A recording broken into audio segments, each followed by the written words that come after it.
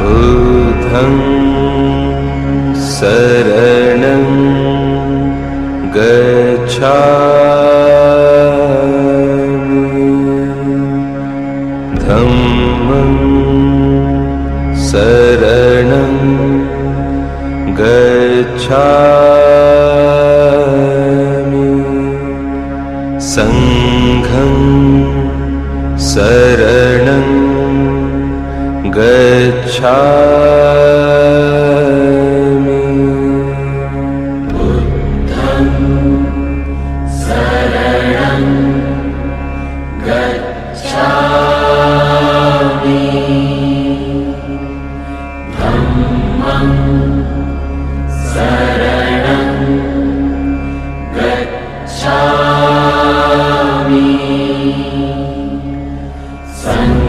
संघं शरणं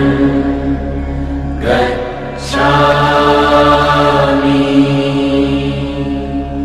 बुद्धं शरणं गच्छामि धम्मं शरणं गच्छामि संघं शरणं गच्छामि बुद्धं शरणं गच्छामि धम्मं शरणं गच्छामि संघं शरणं गच्छामि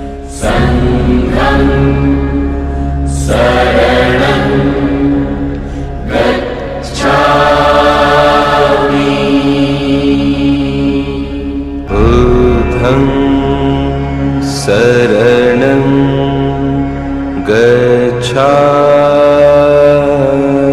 गच्छामि धम्मं शरणं गच्छामि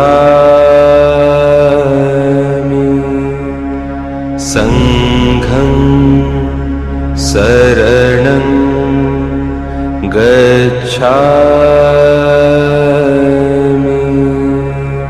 बुद्धं शरणं गच्छामि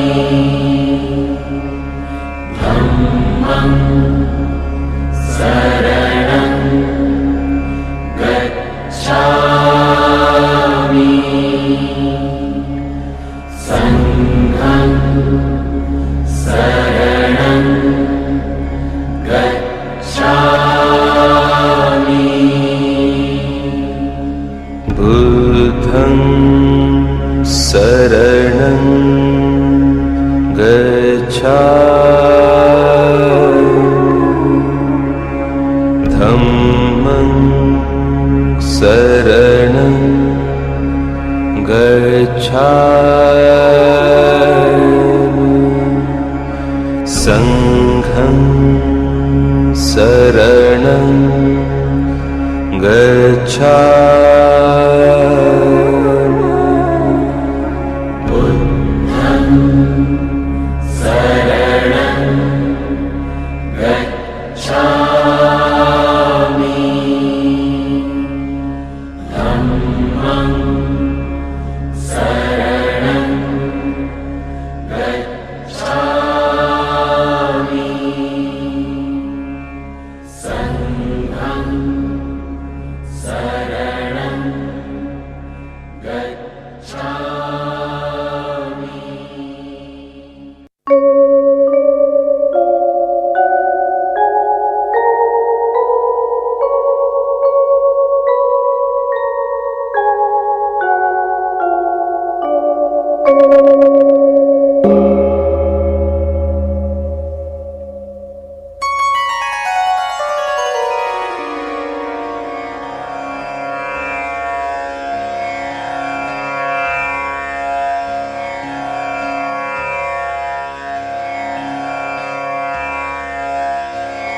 बुद्धं शरणं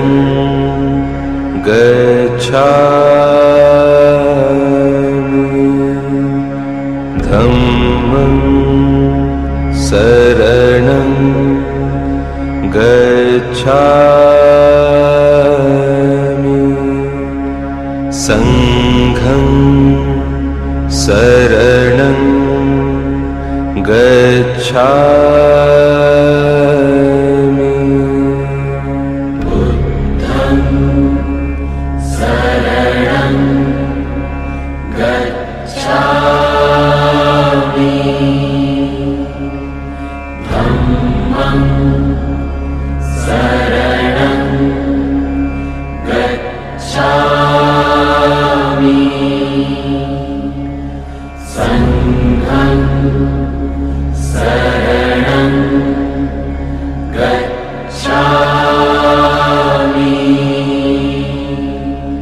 बुद्धं शरणं गच्छामि धम्मं शरणं गच्छामि संघं शरणं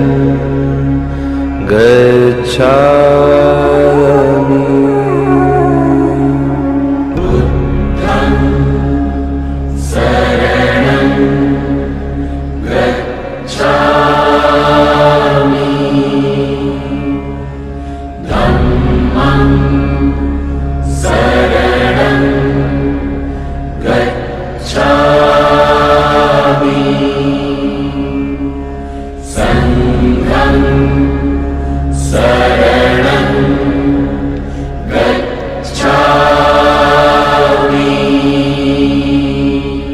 बुद्धं शरणं गच्छामि धम्मं शरणं गच्छामि संघं शरणं गच्छामि बुद्धं शरणं गच्छामि धम्मं शरणं गच्छामि संघं शरणं गच्छामि बुद्धं शरणं गच्छामि धम्मं शरणं गच्छामि संघं शरणं गच्छामि बुद्धं शरणं गच्छामि धम्मं शरणं गच्छामि संघं शरणं गच्छामि बुद्धं शरणं गच्छामि धम्मं शरणं गच्छामि संघं शरणं गच्छामि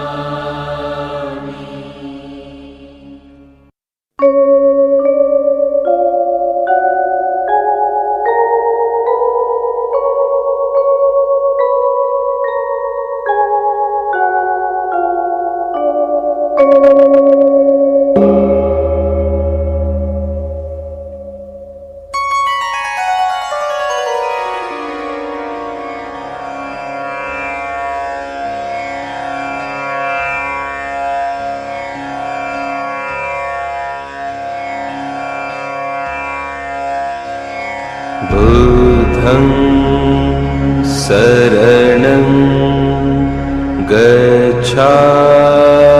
गच्छामि धम्मं शरणं गच्छामि संघं शरणं गच्छामि बुद्धं शरणं गच्छामि धम्मं शरणं गच्छामि संघं शरणं गच्छामि बुद्धं शरणं गच्छामि धम्मं शरणं गच्छामि संघं शरणं गच्छामि बुद्धं शरणं गच्छामि धम्मं शरणं गच्छामि संघं शरणं गच्छामि बुद्धं शरणं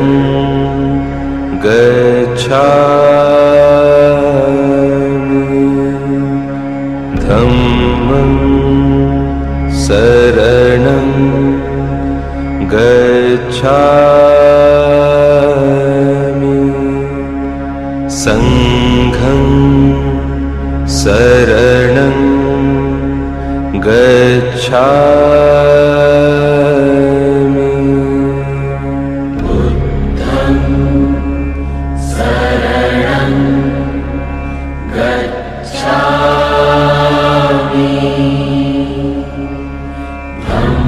धम्मं शरणं गच्छामि संघं शरणं गच्छामि बुद्धं शरणं गच्छामि धम्मं शरणं गच्छामि संघं शरणं गच्छामि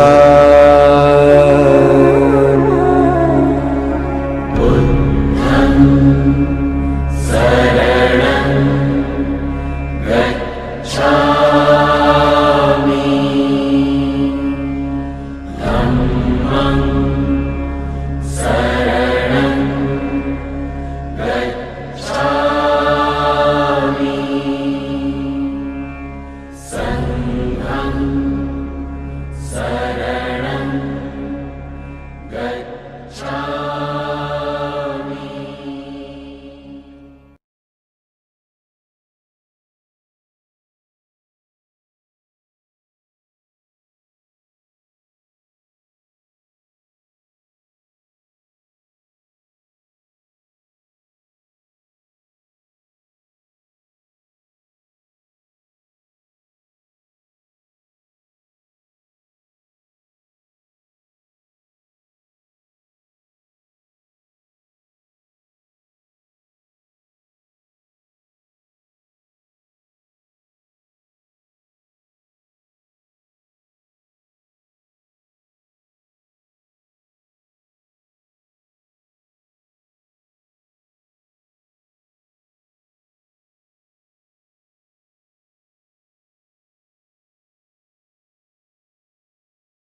hear you.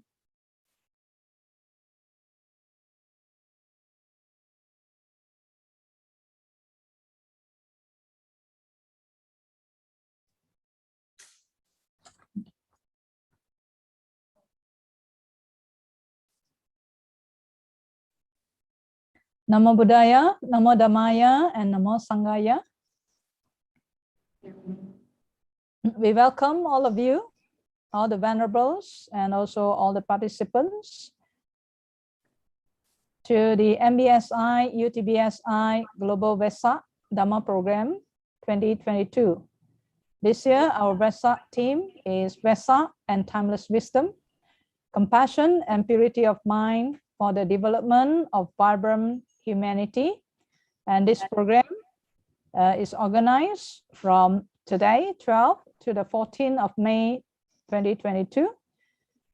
And in remembrance of Lord Buddha's birth, enlightenment, and Mahaparinibbana, 2566 thrice blessed occasion of the Sama Sambuddha. So respected most venerable Bhikkhu P. Sivali Mahatero, respected Venerable Bhikkhu B. Sri Saranankara Nayaka Mahatero, and respected Bhikkhu Bodhi Mahatero, and to all our respected Bhikkhunis, Santini Mahateri, and also Venerable Bhikkhuni,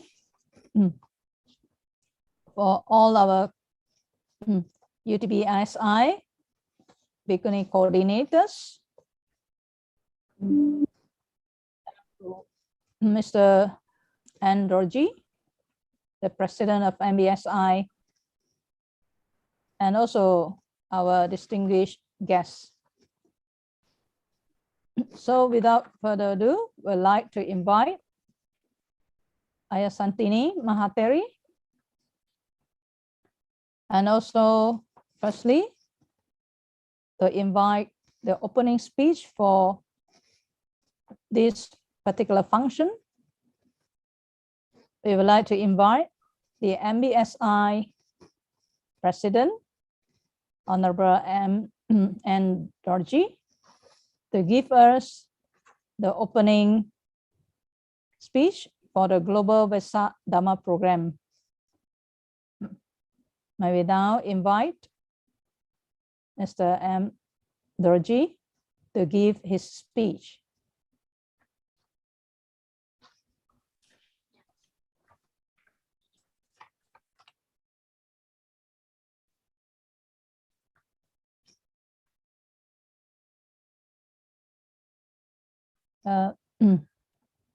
Can the technical team please play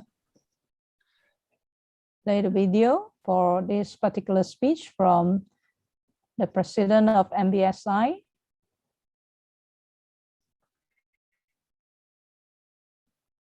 Most Venerable Bhikkhu P. Shivalitero, the General Secretary of Mahaprabhu Society of India, most respected Bhikkhuni Santini Mahatheri, most respected Bhikkhus, Bhikkhunis, learned speakers, respected participants, and members of the organizing committee.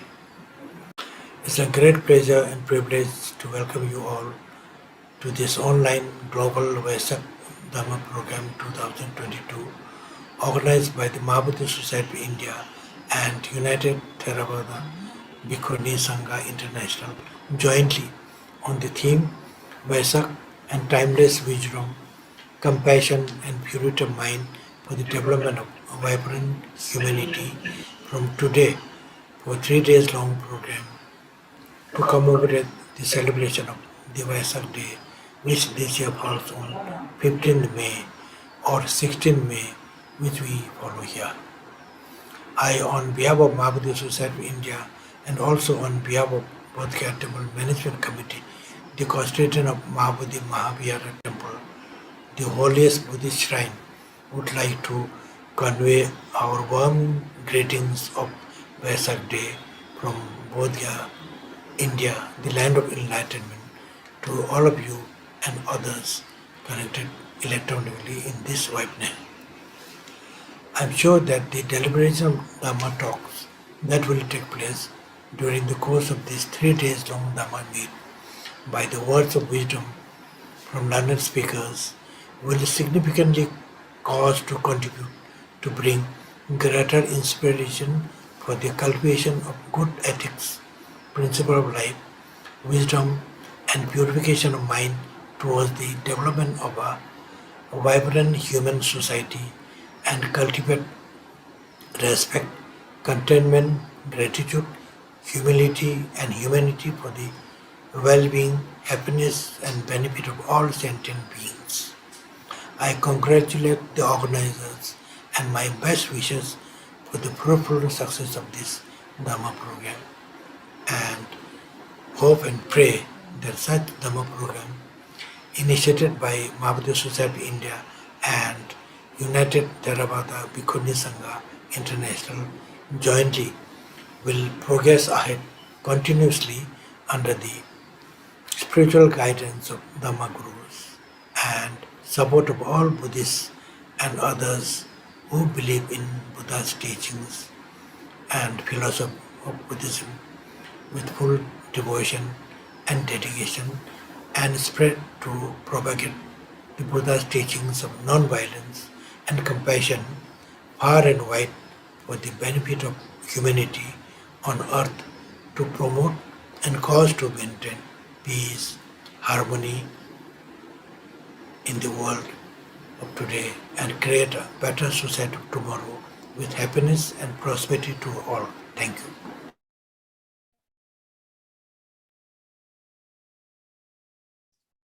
Thank you, Honorable Mr. Nangzi Dorji, the President of Mahabodhi Society of India, to open this Global Vesak Dhamma program with the key for harmonious development, and to open this particular event. We would also like to invite Venerable Bhikkhuni Santini Mahateri to also represent the UTBSI, to also give a short speech and the opening salutation to bless this occasion. Venerable Bhikkhuni Santini Mahateri, please. Most Venerable, my dear Dhamma sisters and Dhamma brothers, ladies and gentlemen, welcome to UTBSI Dhamma program again. We are already in the middle of May, and Buddhist people all over the world are commemorating 3 wonderful events. We all know the birth, the awakening, and the passing of our great teacher, the Buddha. We will see you all for 3 days, Thursday, Friday, and Saturday, May 12, 13, and 14, 2022. In order to celebrate Vesak 2566, the UTBSI and MBSI will join you all together, or you will join the UTBSI and MBSI all together. Let us again go to the time when the Bodhisattva attained the full enlightenment, and then as a Buddha, he taught Dhamma in so many ways. We see that there were many people in his time who made the best use of his teaching, practiced his instruction very earnestly, and succeeded in attaining awakening, meaning succeeded in freeing themselves from suffering, completely free. There were also many people who progressed so much and started to erase the defilements. Now, what about us? Only we can answer. Our great teacher, the Buddha, has given us his Dhamma, the same Dhamma as what he taught those people in the past. Lucky us, So now it is up to us to respond to one of the highest blessings, coming in contact with Dhamma, in order to make us more motivated to seriously struggle to end our suffering in samsara. We provide you with Dhamma talks given by knowledgeable speakers. Let us listen well and put the words to our hearts. Let us use the wisdom we get from the speakers to inspire us more for our steps on this long journey. May we get better and better in freeing our mind from defilements and roots of suffering. May we be more skillful in doing good through mental, vocal, and physical actions. May we have courage and opportunity to purify our mind. That way, free from craving, free from aversion, free from delusion. May one day we be liberated, Nibbana. And in this occasion, to my seniors, bhikkhus and bhikkhunis, humbly, I ask permission to lead the chanting before this program begins. My Dhamma sisters and brothers, ladies and gentlemen, to energize our mind, let us fill it with the Buddha's words first. Let us join our palms in honor of the Buddha.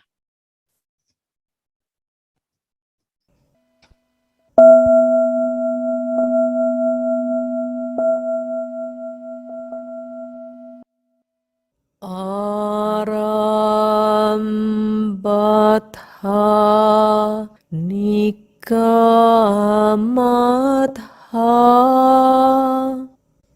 Yunjatha Buddha Sasane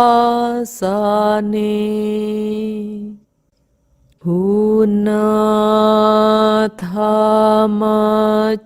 Juno Senang Nalagarang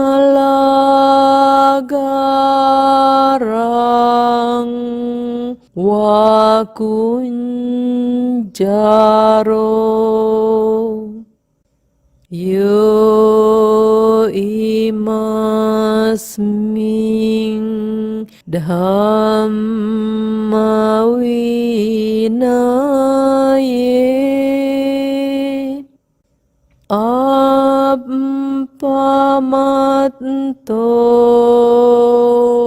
vihasati Pahaya jati sangsarang Dukkha santang karisati.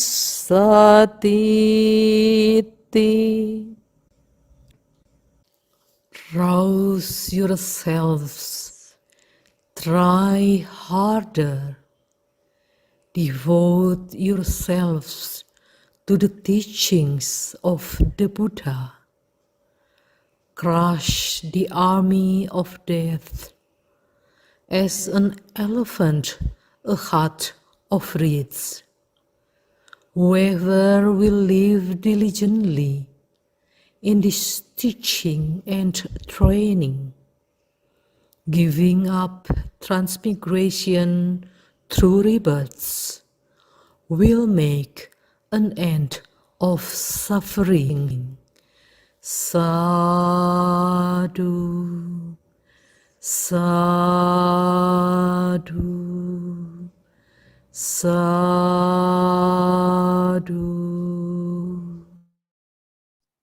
Thank you.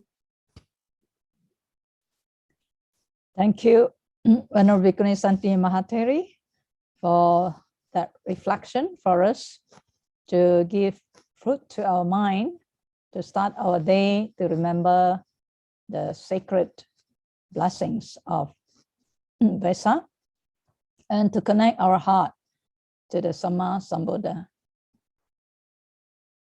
So next, we'd like also to bring everyone to remember and recall to mind the Vesak as we commemorate the birth of the Buddha, the Prince Siddhartha Gautama, and his quest for enlightenment.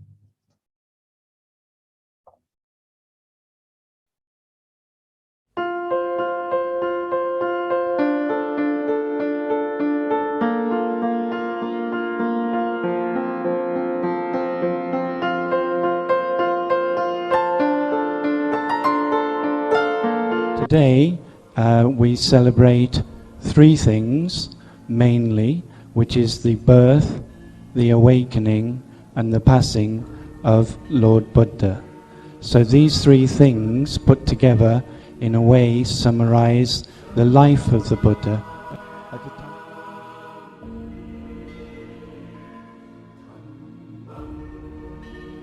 At the time of Dipankara Buddha, he was known as Sumedha, and then he did something rather wonderful.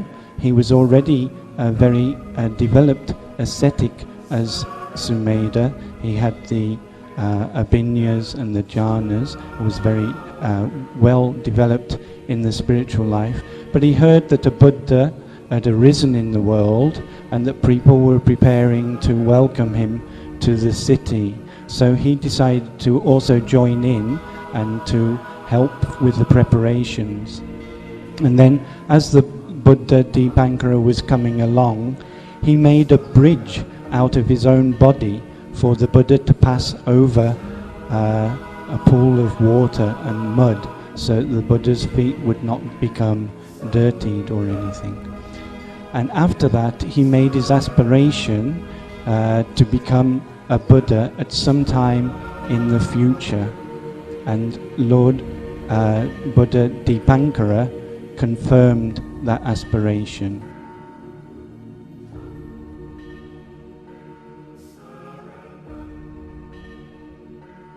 His last life he was known as Vesantara, and it's in his life as Vesantara that he completed the paramis, and after that he was reborn in Tusita heaven, that's a high heaven, as the Deva Santusita. He's sometimes called Santusita, he's sometimes identified as Setaketu.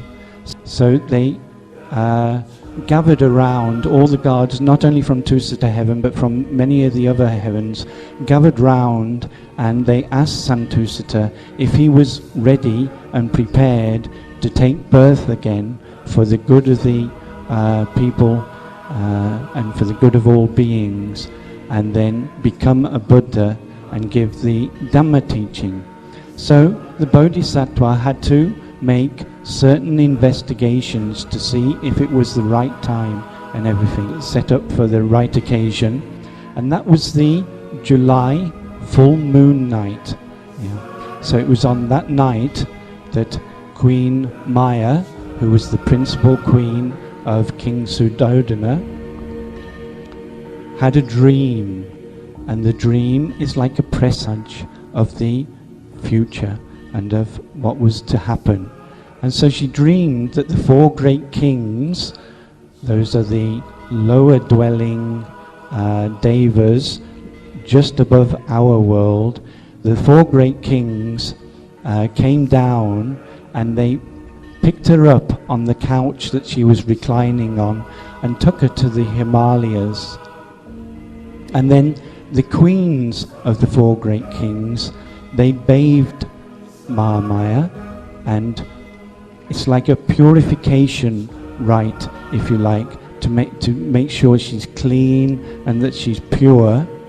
And then she dreamt that a white elephant appeared and came closer and closer to her, and then entered through the right side. At the same time, Santusita, who was in Tusita heaven, descended from Nandana from the Nandana grove, and entered into Mahamaya's womb. And the Devas, during the pregnancy period, also kept watch over the queen to make sure that she was safe and comfortable and was kept in a, free from disturbance and so on and so forth like this. And the queen herself was, from the time that she conceived, she was morally pure.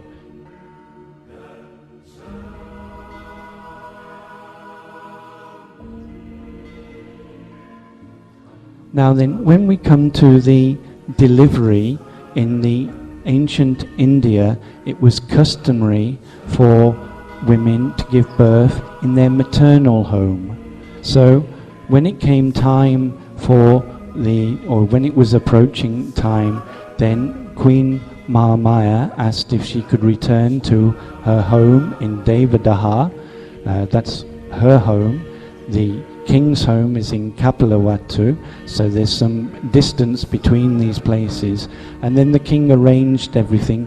But on the way, they came to a small grove that was between the two cities of Kapilavatthu and Devadaha. That place is called Lumbini. It was just a grove, a beautiful grove. They give really, in the commentaries, they give these really beautiful descriptions of the grove there. But when she got there, then the signs of delivery came on. And as she lifted up her hand, then the tree bent down a branch like this, and she held onto the branch, and while standing she gave birth to the child. And the birth, it said, is not like a normal birth. It was done very easily without the normal birth pains, and it was done very cleanly. But anyway, when the Bodhisattva was born, then he was first received by the Brahma kings, the Mahabrahmas, and then he was passed to the four great kings, and then he was passed on to silk, which was held by the queen's attendants. That took place on Vesak day in traditional time, 623 BC. Miraculously, the Bodhisattva was able to walk as soon as he was born, and he first faced to the east, and then he faced to the south, he faced to the west, he faced to the north, and he took 7 steps. And then he said, we see with the Bodhisattva he's like this. This is because when he said this, he did like this. And he said, I am the greatest in the world. I am the elder in the world. I am the best in the world. This is my last birth. There is no more becoming for me.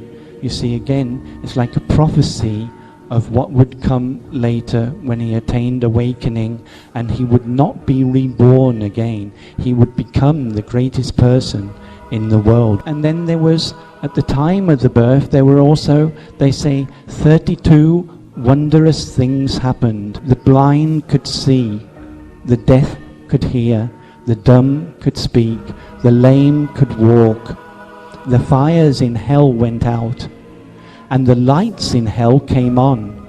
At the time of the Bodhisattva's birth is that there were 7 others born at the same day.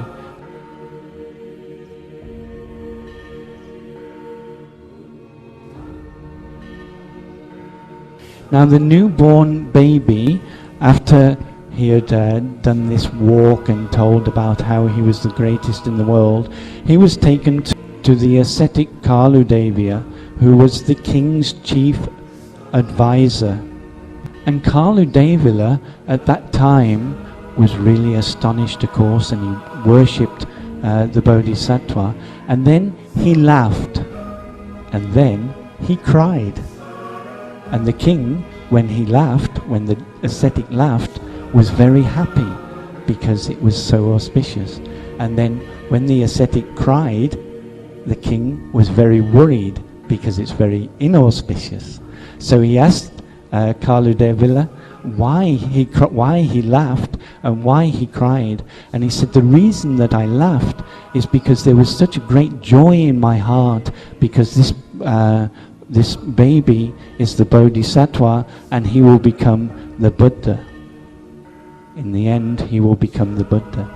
And why did I cry is because before he becomes the Buddha, I will die and I will never get the chance to meet him. When they gave the name Siddhartha, as you know. Siddhartha, it really means one who has accomplished his purpose. And then they called in the 7 Brahmins, and the 7 Brahmin leaders in the household came, and then they saw on the Bodhisattva's body the 32 marks of a great man. After Mahaya's passing, then her sister, who was also married to King Suddhodana, her younger sister was Mahapajapati Gautami, and she took over the nursing of Siddhartha. She herself gave birth to the Buddha's younger brother, Nanda, 3 or 4 days after Siddhartha was born.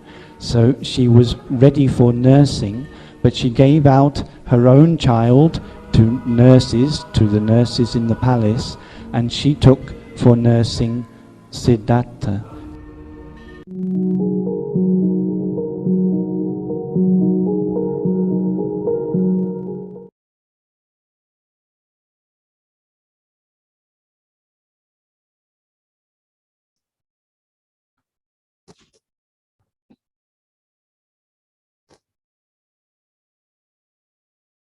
So we have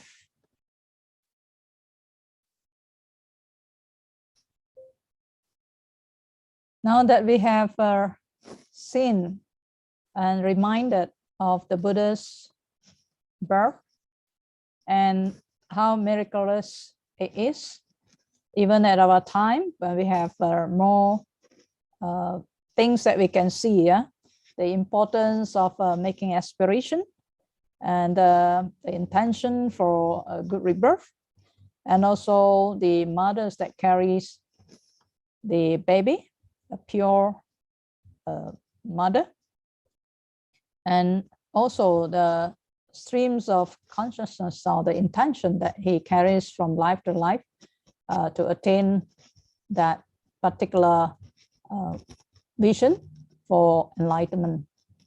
So now we shall proceed to listen to the Dhamma sharing and also Vesak message from our honorable speakers. And the first speaker that we have in the list is a very well-known speaker, that is Bhikkhu Bodhi. And can we have the slide for the introduction for Venerable Bhikkhu Bodhi Mahathero?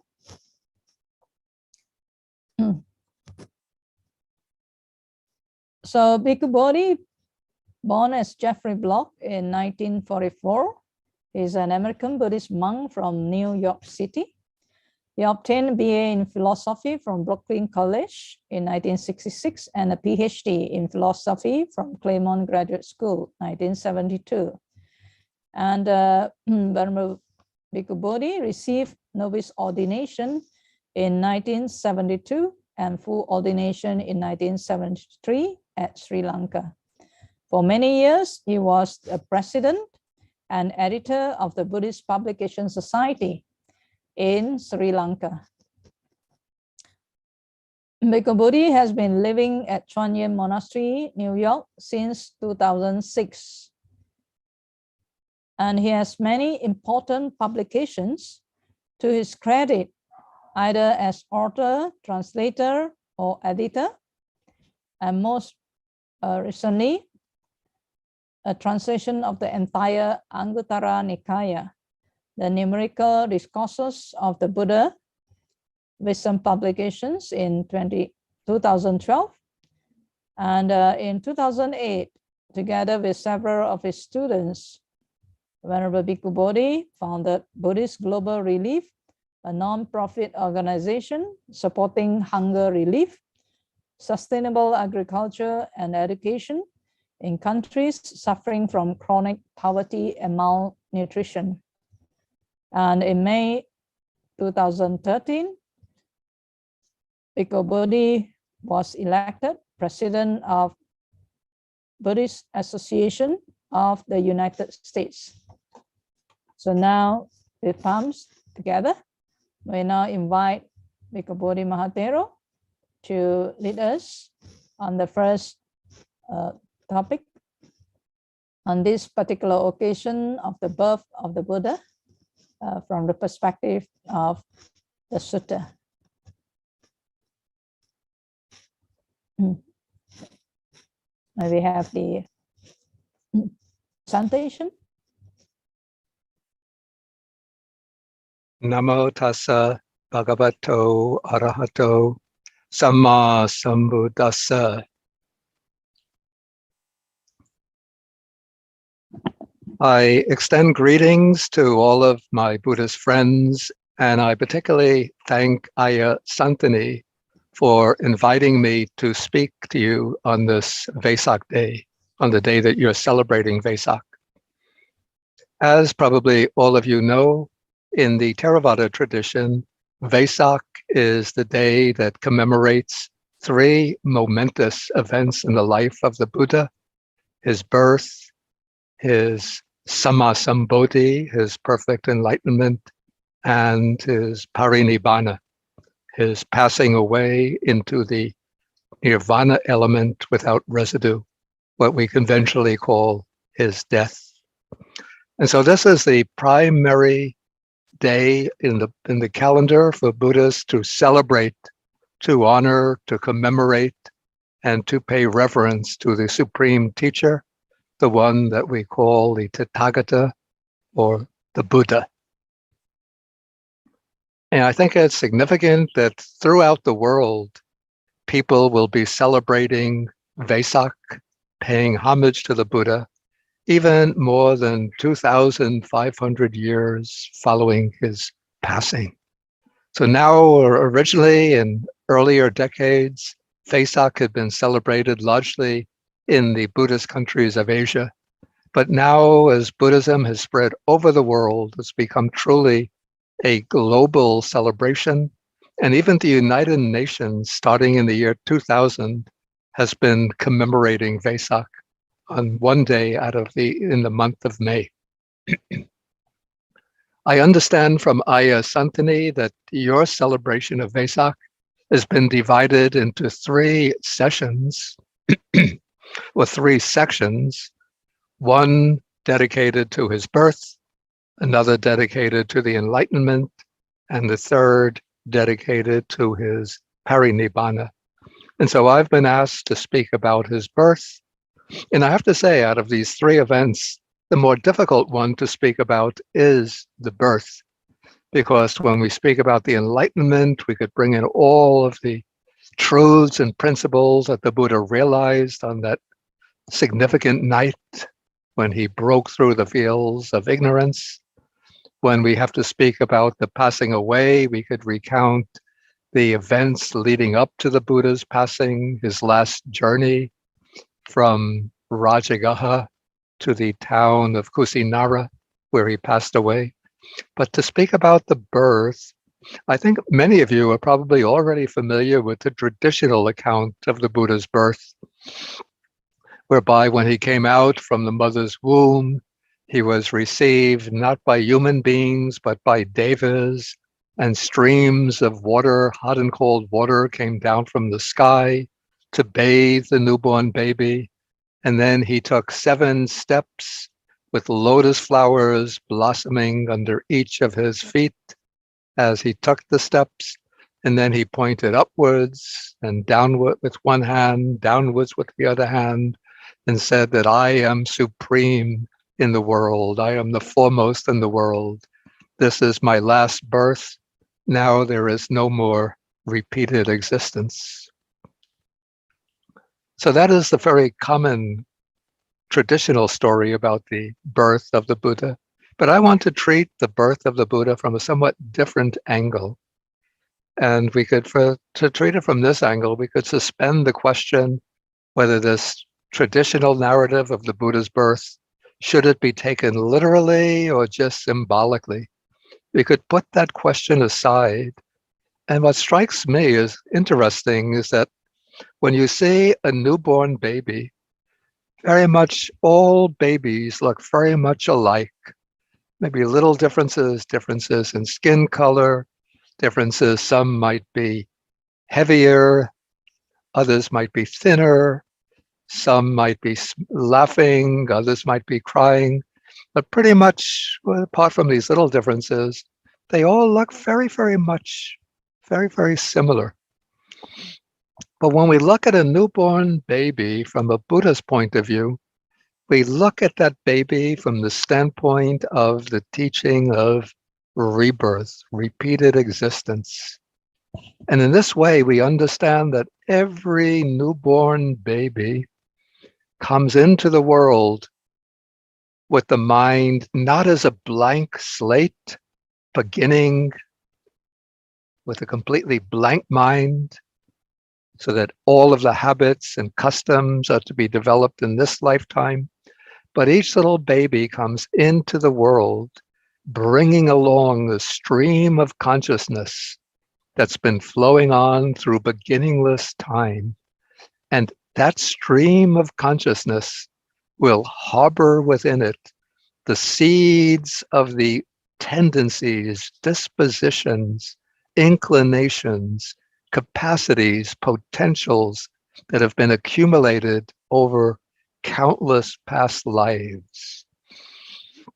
And so when the little baby comes into the world who is going to become the fully enlightened Buddha, that little baby is bringing along an inconceivable mass of mental formations, of vasanas, of mental tendencies built up life after life through inconceivable periods of time. And according to the Buddhist tradition, a story shared by virtually all the schools of Buddhism, the real story of the Buddha's way to enlightenment begins not with his physical birth into this last existence, when he becomes known as Siddhartha or Gautama, but it began many, many aeons in the world, in the past, in a far distant world system, when the person who was to become our Buddha was an ascetic by the name of Sumedha.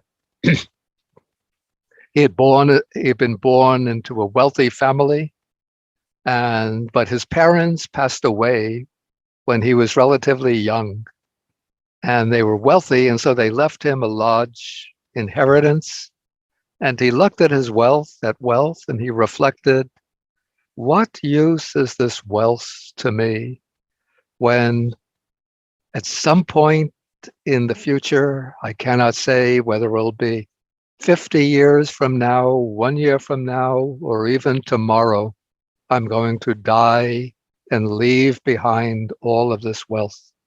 Let me give up all of this wealth, give up the worldly life, and become a yogi, a tapasa, an ascetic, following a path of austerity and meditation in order to realize liberation, to attain the deathless. And so he renounced the household life, put on the ochre robes, and was living in the mountainside hermitage, practicing meditation, and going regularly for alms in the nearby village.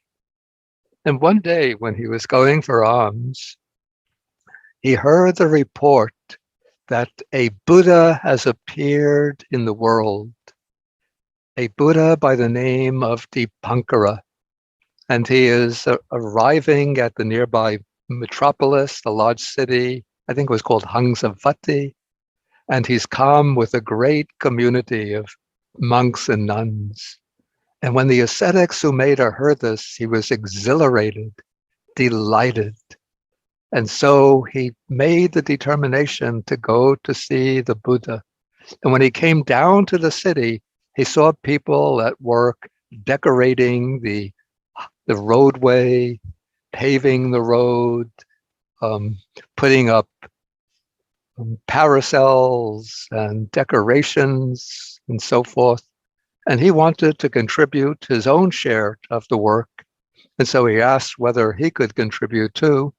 And the people said, certainly, please clear the road, the muddy roads, flatten the road. So when the Buddha comes by, he won't get his feet muddy. And so Sumedha, the ascetic Sumedha, started to work at clearing the road. And while he was doing this, a glorious light appeared before him. And he looks up, and what does he see? But he sees the Buddha himself at the head of a great monastic sangha walking down the road. And as he comes close to Sumedha, the road is not yet cleared of mud. And so Sumedha lies down on the road. He spreads his body prostrate on the road, and he looks up, and in his mind, he pleads with the Buddha, don't get your feet dirty, but walk over me. Walk over my body. And while he is doing this and contemplating the glorious form of the Buddha, a determination takes shape in his mind. He realizes that he's mastered the jhanas, mastered the supernormal powers. And if he wanted, by putting into practice the instruction he might get from the Buddha, he could reach arhatship on the spot along with the supernormal powers. But there takes shape in his mind an aspiration, a resolution, the vow, let me not attain arhatship immediately, but let me in the future become a fully enlightened Buddha, just like the Blessed One Dipankara, so that I can discover the Dhamma and proclaim the Dhamma in the world and guide across to liberation countless humans and devas and other accessible beings. And he forms this determination strongly in his mind. And then the Buddha Dipankara looks down upon him and uses his own supernormal power to look into the mind of this simple ascetic sprawled out on the road. And when the Buddha directs his mind to Sumedha, he realizes the determination that Sumedha has made. And then he gives him what is called the Vyakarana, the prediction. He tells him that, and he tells Sumedha and the whole community, you see this ascetic lying down on the floor, on the ground here?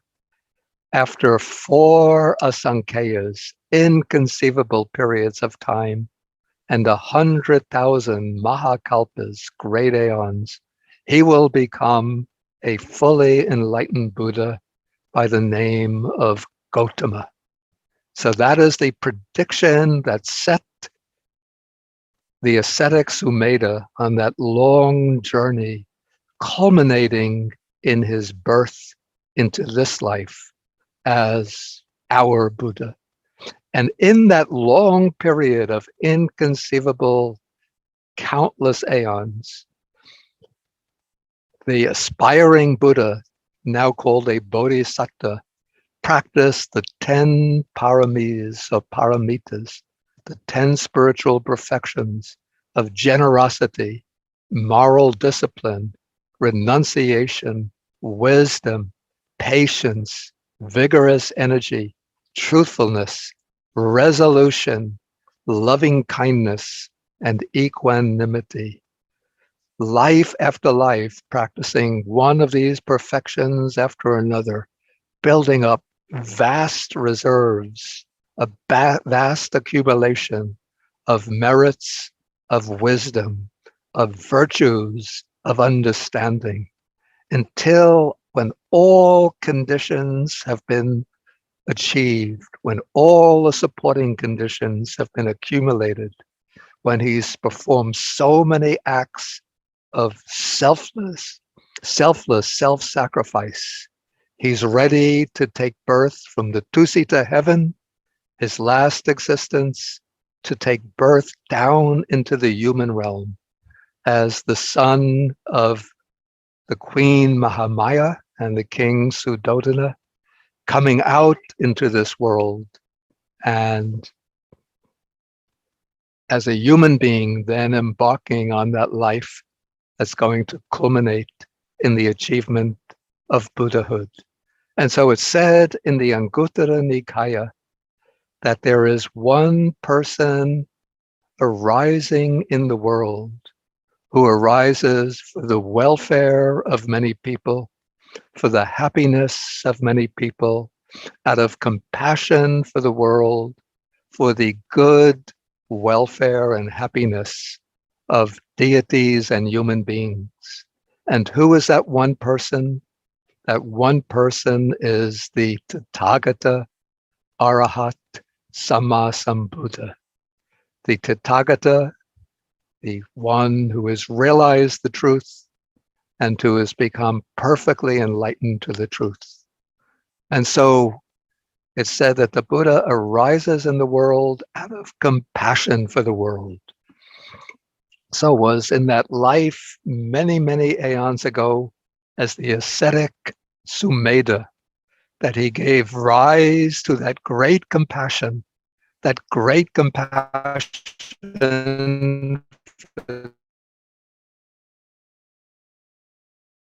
the whole world, and that includes us.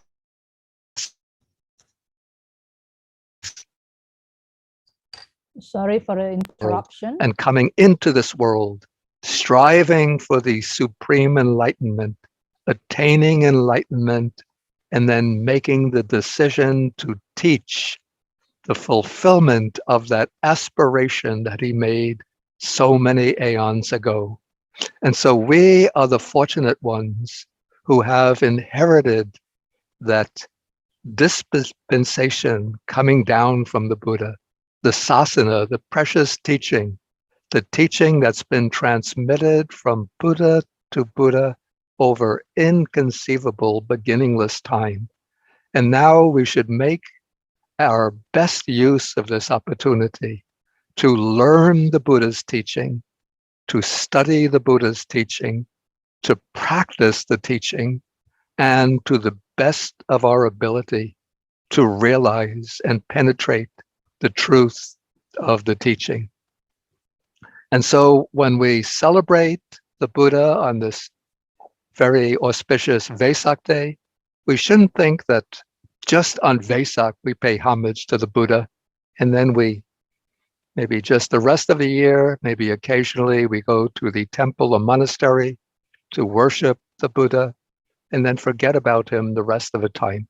But rather we should mold our own life around the Dhamma, dedicate ourselves to the practice of sila, samadhi, and panya, observing precepts, practicing meditation, striving to practice and to understand and realize the teaching. And in that way, we will be fulfilling the mission that the Buddha started so many aeons in the past when he made that aspiration to come into this life, to take birth into this life as the Prince Siddhartha, the future Buddha Gautama, whose teaching is still very much with us today. So I thank you again for this opportunity to speak to you all, and I wish you all the joy, peace, happiness, and blessings of Vesak. Bhavatu Sabha Mangalang, Rakantu Sabadevata Sabba Buddhanubhavena Sabba Dhammanubhavena Sabba Sanganubhavena Sada Soti Bhavantu Te. Sadhu, sadhu, sadhu. We thank Bhikkhu Bodhi Mahatero for his very elaborative facts about the birth of the Buddha and stress on the aspiration, for Buddhahood and the fortune that all of we have because of that one person who arise in the world for the well-being, happiness, and benefit of the many. And today we receive this teaching and this fortunate teaching for us to also be able to walk the noble path to ultimately one day realize the ultimate liberation. So now, without further ado, I'd like also to introduce the speaker number 2.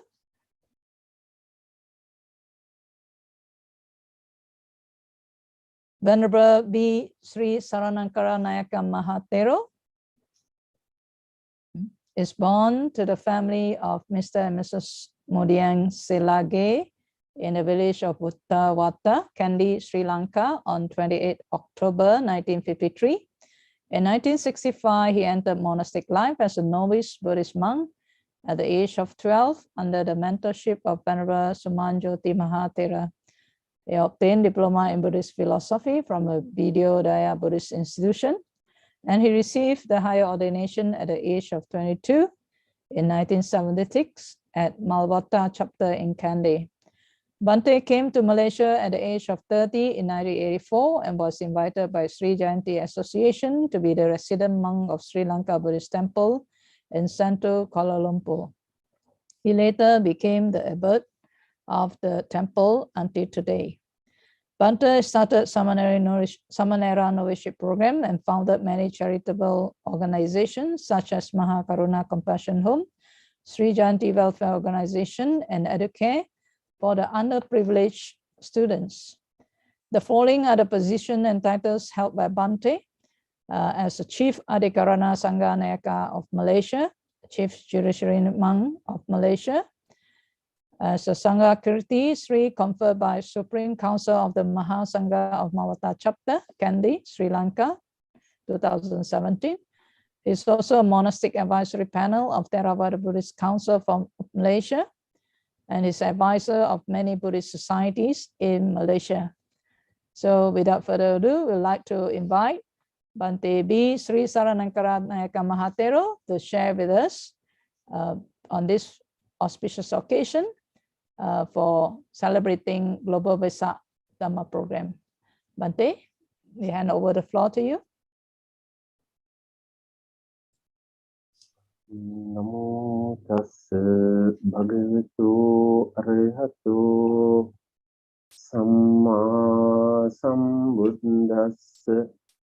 Namo tassa bhagavato arahato samma sambuddhassa. Namo tassa bhagavato arahato samma sambuddhassa.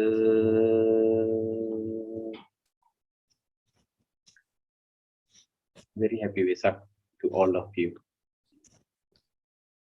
Most respectful Sangha members, brothers and sisters in Dhamma.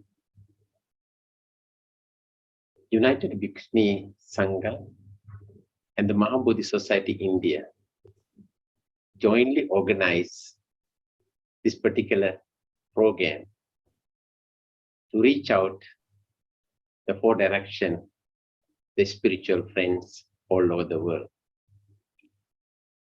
It's a timely requirement to be able to engage social media to connect each and every one of our fellow Buddhist, the spiritual friends.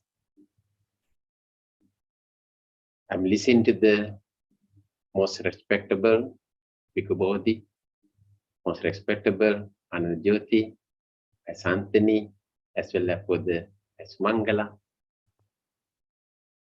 This is the important thing today, organizing by this particular program.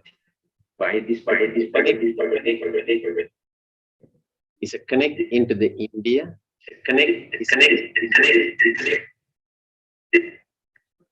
United Bhikkhuni Sangha.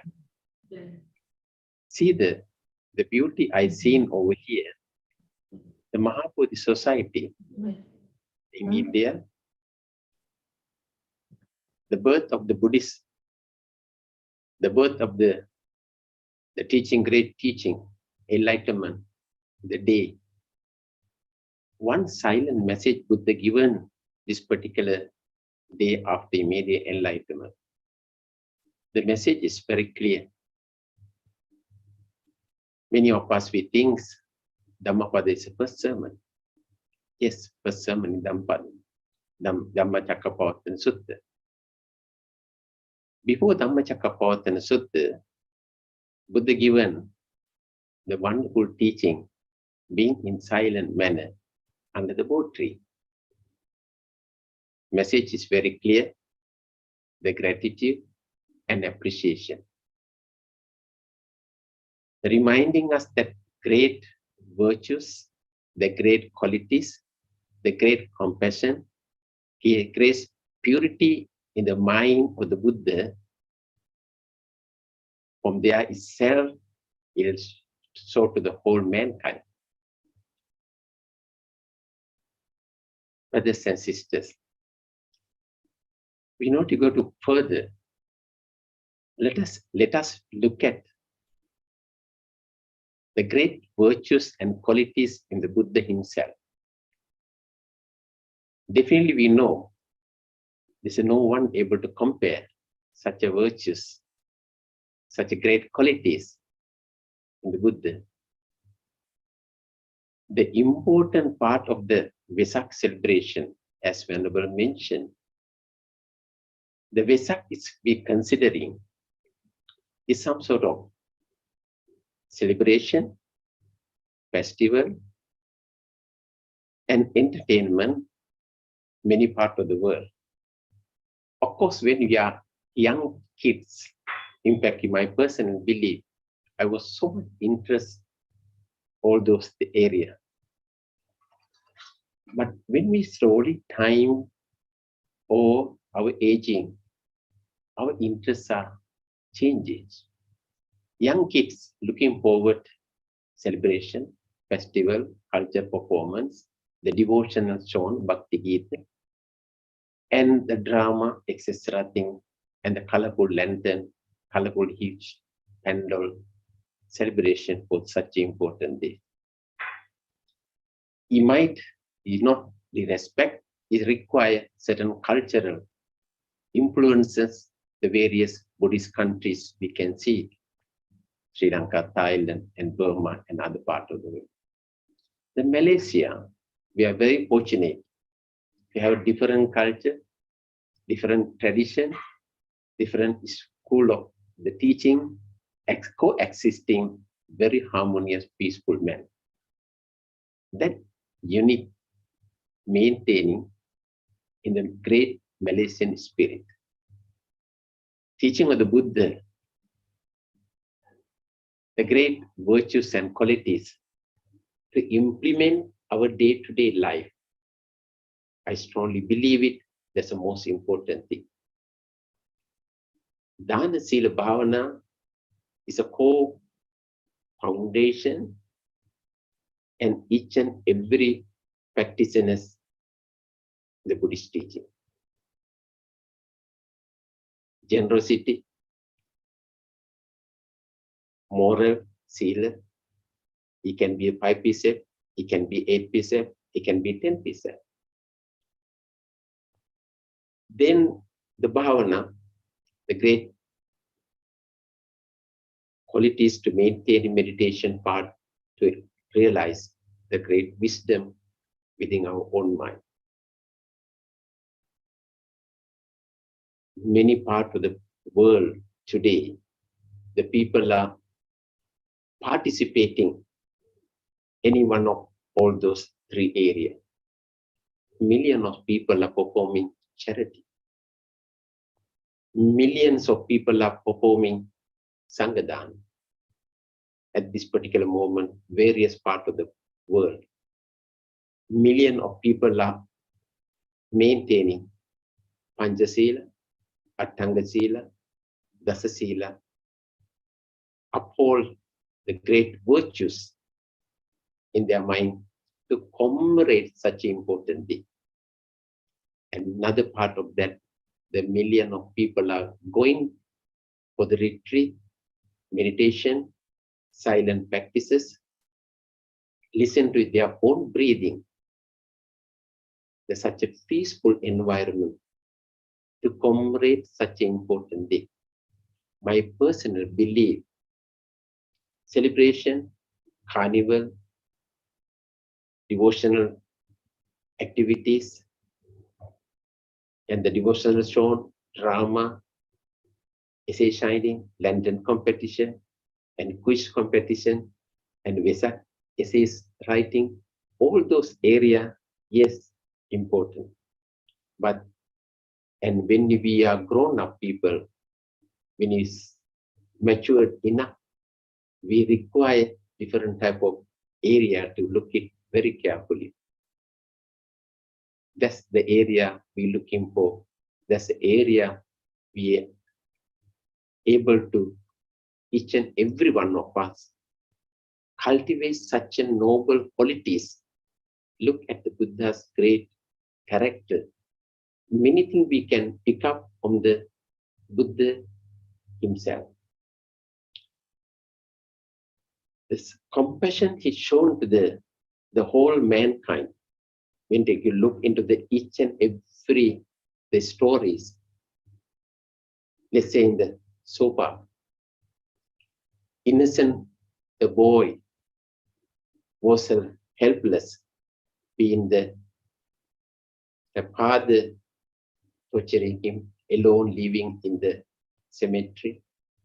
Great compassion reached to that innocent boy, able to living with the fear, living with that particular moment, so much anxiety, was able to release that the boy into the virtuous person. See the Rajumala, Patachara, Kisagotami, Angulimala. When you look into all those characters, let's say how Buddha maintaining the great virtues and qualities equal manner. When they say the harming to the Angulimala and giving for the equal treatment to the Angulimala and the Prince Raula as well. There's no difference. It's compassion.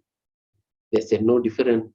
His great metta, the loving kindness towards the two people who people try to harm, as well as for the person, for the young child, when he was with the prince, his own son, there's no difference. Two of them would show that the great metta, compassion, and loving kindness towards two of them.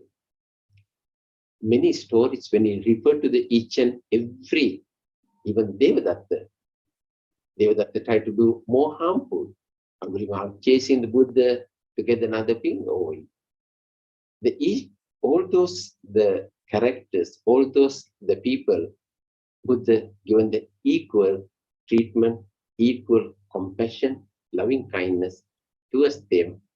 That called Buddha. We are not able to achieve such a highest the level at this particular moment, but no harm. At least little opportunity we having to try over it, that especially being the Vesak day. Vesak day is a day, the enlightened day. Vesak is a day to purification your own mind. Vesak is a day to realize the great teaching, implement, putting a very strongly into their day-to-day practices. Practice make you perfect. Practice make you better human being. Practice nothing else. They liberate each and every one of our the highest achievement. The great wisdom to achieve each and every one of us, not what the knowledge we try to gather into our own mind. You make good in the sutras, you make good in the Abhidhamma teaching, you make good for the Vinaya. It's all those areas, gather knowledge into your own mind. Knowledge doesn't make you better human being. The knowledge doesn't make you perfect person. That knowledge you gather in your own mind. Little by little, implement, put into the day-to-day practices. Practices make you perfect. The practices you make you realize the great wisdom. That wisdom you develop, you practice, you make that getting the wisdom in samsari journey, it can be help you to attain liberation. Brothers and sisters, the day is a Vesak. We have to make a strong determination within our own mind. What is most important is today? What is most important achievement this particular Vesak? Are we going to continue when you are a young child performing certain activities involving for the various cultural and also the other entertainment activities Vesak Day? Or we are looking for something beyond that, all those interests, the young kids, the teenagers or youth find certain activities. When we go into the little maturity, at a realization, the teaching, then we have to put in the self-cultivation, self-purification, the great mental energy developed within our own self. That's the most important asset. There's nothing else follow behind you like your own shadow. Whatever you good things you've done, whatever purification what you've done, whatever cultivation, purification within your own heart and mind, that is great spiritual development eventually going to help us in samsari journey. I highly appreciated United Bhikkhuni Sangha, United Bhikkhuni Sangha, as well as the Mahabodhi Society, combinedly holding this particular international gathering. The various parts of the places are highly scholarly monks, highly scholarly bhikkhunis, especially that your role very important. Especially for the bhikkhuni, it is a huge role to play at this particular moment. The whole world facing the difficulties, that moment you require to reach out, to show your compassion, the practicality, way to the female, the devotees, female disciples is very much important. There's no barrier for you to reach them compared to when it's Bhikkhu Sangha. Highly each and every the bhikkhunis, I highly appreciated your roles. You have very good important role you are playing today all over the world. We can see the various parts of the country, various parts of the world appearing one by one, highly qualified, highly practitioners, the Bhikkhuni Sangha in all over the world, especially for the Europe to the Asia countries, other parts of the world. We can see their role. We can see how they play in the society. That role model is very important. The example is very important. My appreciation, my gratitude to all those wonderful contributions, what you've done towards mankind, highly appreciated. Let us make a strong determination, your practices, make many people realization to lead this noble message, lead with the greatest practices, their own liberation. Brothers and sisters, very happy Vesak Day to all of you. May the Buddha, the Dhamma, and the Sangha, the bless upon each and every one of you final liberation. Thank you very much. Happy Vesak to all of you. Happy Vesak. Sadhu, sadhu, sadhu, Bante. Thank you so much for your inspirational Dhamma sharing and also message of the Vesak. I think from Bante, we also hear the key important things to have determination, yeah, right determination to celebrate Vesak and to put our knowledge that we learn into practice. And through the practice, then realization may come. And also the message from the daughters of the Buddha to also continue the path that the Buddha have shown, yeah, for the well-being, the happiness, and benefit of the many. So thank you again, Bante. And now we would like to proceed to our next speaker, Bhikkhuni Tataloka Mahateri. She was born as Heta Boss in Washington, D.C. in 1968. Venerable Bhikkhuni Tataloka Mahateri is a Theravada Bhikkhuni, scholar, and Buddhist teacher. In 1988, Venerable Tataloka first entered monastic life as an anagarika, and then 2 years later received 10 precept ordination as a novice in India.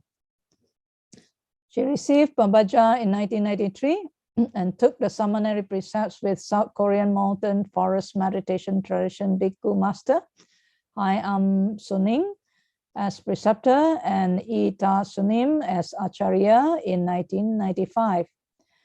Venerable received the full Bhikkhuni ordination in 1997 at a gathering of Bhikkhu and Bhikkhuni Sangha in Southern California. The chief prelate of the Western Hemisphere, Most Venerable Dr. Havanpola Ratanasara Nayaka Mahatero, served as her preceptor, Upajaya. So Venerable Tataloka Mahateri was the first non-Sri Lankan woman to receive Bhikkhuni ordination into the Theravada tradition in modern times. She is the co-founder of the Dhamma monastic community in California, which includes Dhamma Monastery and Aranya Bodhi Hermitage. She was honored with a 2006 Outstanding Woman in Buddhist Award at the United Nations in Bangkok, Thailand, and a presenting scholar at the 2007 International Congress on Buddhist Women's Role in the Sangha in Hamburg, Germany.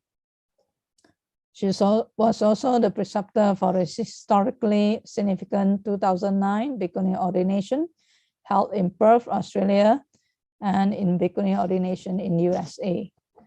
So with palms together, now we'd like to invite Venerable Bhikkhuni Tataloka Mahateri to present her Dhamma sharing.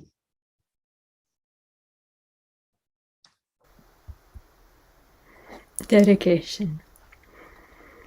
Aradhavirye bahitate nichang talha parakame samake sawake pahasa etang buddhanavandhanam. Seeing my disciples, one and all in harmony, diligent, ardent, and resolute, always putting forth their best effort, this is homage to the Buddhas. The Buddha to Gautami Teri, the Mahapajapati Gautami Teri Apadana. My homage to the Buddha of our era, the Buddha Gautama, to the Tathagata, sage of the Shakyans, to all the Buddhas of all time, to all the awakened, noble disciples, to all true and liberating Dhamma teachings, and to all the noble sages of the Sangha. Namo Buddhaya, Namo Ratanataya. Focus on the Buddha's birth. manifesting the noble intention. I offer these words from the Acharya Bhutta Sutta, Middle-Length Discourses, Majjhima Nikaya 123, describing the Buddha's birth as a meditative contemplation in wisdom and right action to evoke and give rise to noble qualities within ourselves as the Buddha intended for us with his teaching. In the sutta begins in the Tusita heaven, where Sato Sampajano Ananta Bodhisattva Tusitang Kayang Upapaji, the Bodhisattva, mindful and clearly comprehending, arises. This is a contemporary Thai painting of the Bodhisattva in the Tusita heaven. Older stone carving from Borobudur in Indonesia, and even older from the Ajanta cave paintings in India. In this translation on Sutta Central by Venerable Bhikkhu Sujato, Bodhisatta or Bodhisattva is translated as a being intent on awakening. The Bodhisattva entering the mother's womb. Queen Maya's dream. This painting is from the Indian colonial period. Queen Maya is wearing white as she was on an 8-precept retreat, renunciate retreat at that time. Different than the many modern depictions where she's in colorful royal finery. Older, from Gandhara, the 2nd to 3rd century of the Common Era, Queen Maya's dream, the Bodhisattva entering the mother's womb. Still older, from Bharhut, India, carved in stone, 2nd to 3rd century BCE, before the Common Era. In the sutta, coming into the mother's womb, an immeasurable, magnificent light appears, surpassing even that of the Devas.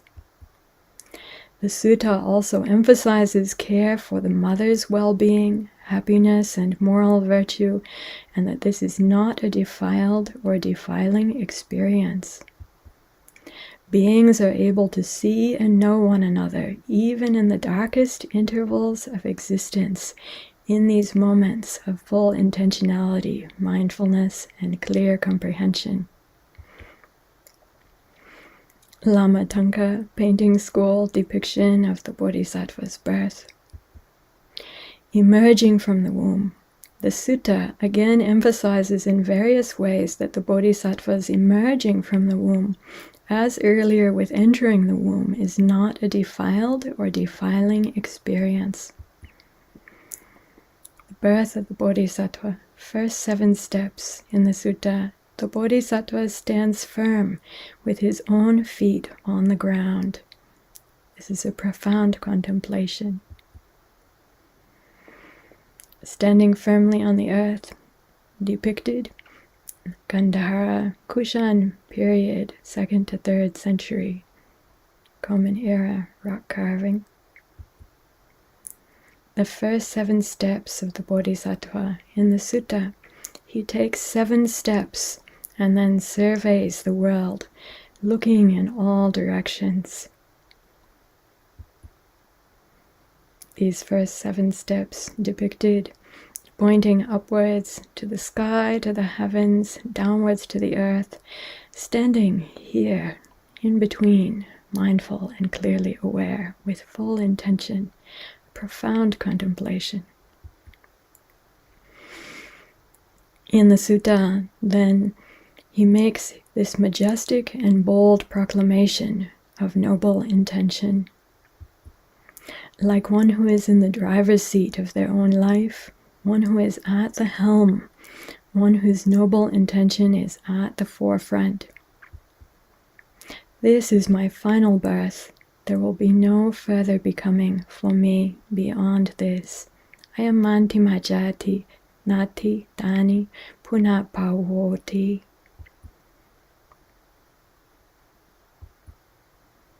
Again, in the sutta, an immeasurable, magnificent light appears, surpassing even that of the devas. Apamano, olaro, opaso loke, patu bhavati. And again, beings are able to see and know one another without fear, even in the deepest, darkest intervals of existence. A profound contemplation. Then, ending the sutta, the final wonderful and marvelous qualities of the Tathagata are declared by he himself. The Tathagata knows feelings as they arise, knows feelings as they remain, knows feelings as they cease. The Tathagata knows perceptions as they arise, as they remain, and as they cease. And the Tathagata knows deliberate thoughts as they arise, deliberate thoughts as they remain, and deliberate thoughts as they cease. This is the end of the Acharya Buddha Sutta, but not the end of the story.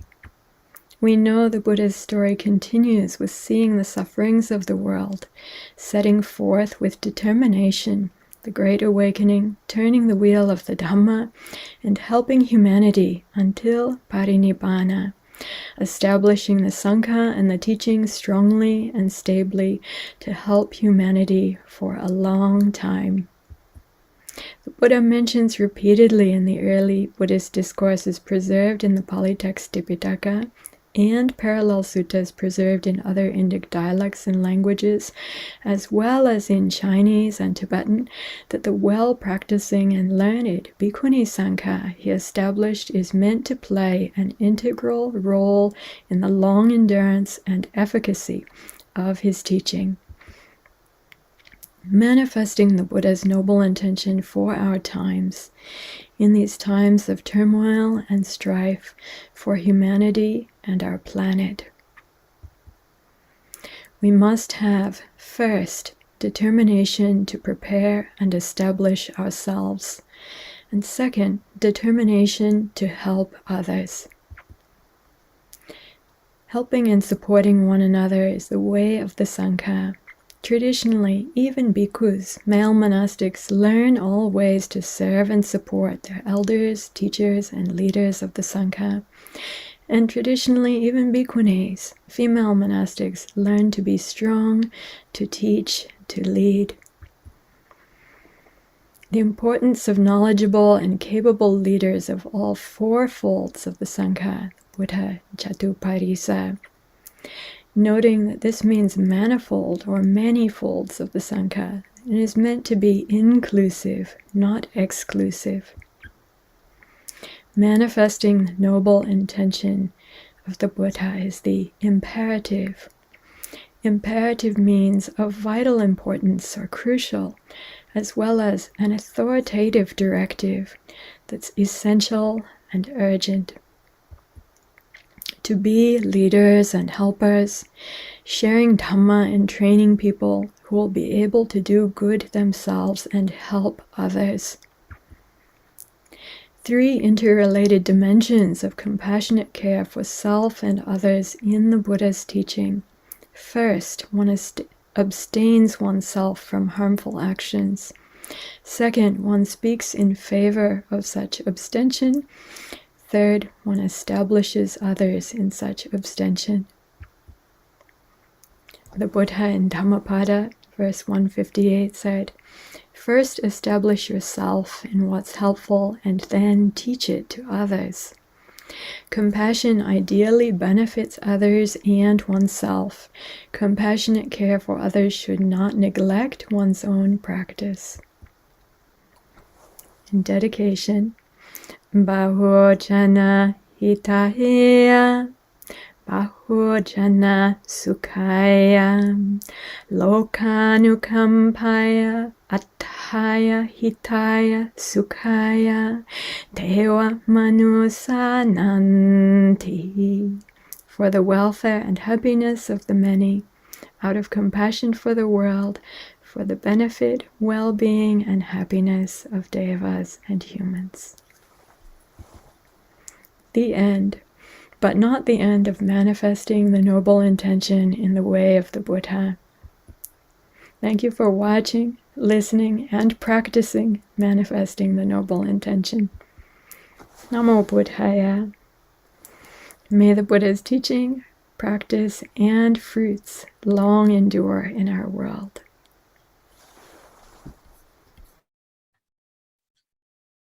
We thank Venerable Tataloka Mahateri for her sharing. And you can see that there are many traditions in bringing forth the remembrance of the Buddha, on the birth of the Buddha and the stories behind it. Yeah? And we can see that the birth of the Buddha has brought forth a lot of peace and harmony, and also the bringing forth of the Sangha, so that the vision and mission of the Buddha continue to bring about the well-being, the happiness, and the benefit of the many. Now we will proceed to introduce you the fourth speaker, Venerable Dhammananda Theri is from Thailand. She's born on October 6, 1944 as Chachaman Kabir Singh.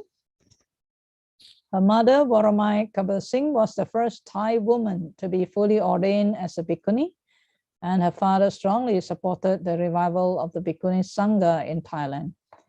Venerable Dhammananda Theri received her Bachelor of Arts degree in philosophy from the Visva Bharati University and a master degree in religion from McMaster University in Canada. She then attended Bhagat University in India, where she obtained her PhD in Buddhism. In the year 2000, she took early retirement from Thammasat University and received the Bodhisattva's precept from Pokongsan in Taiwan. Within a year, she took her lower ordination in Sri Lanka from Venerable Bhikkhuni Arasada Sumana and Venerable T. Dhammaloka Bhikkhu. In 2003, she defied convention and was ordained as Dhammananda Bhikkhuni, the first Thai woman to be ordained in the Theravada monastic lineage. Venerable is the abbess of Wat Songdhamma Kalyani, 30 miles southwest of Bangkok, a temple built by her mother some 40 years ago. She writes and speaks on issues central to socially engaged Buddhism, such as the intersection of a tradition with the environment, poverty, feminism, and education.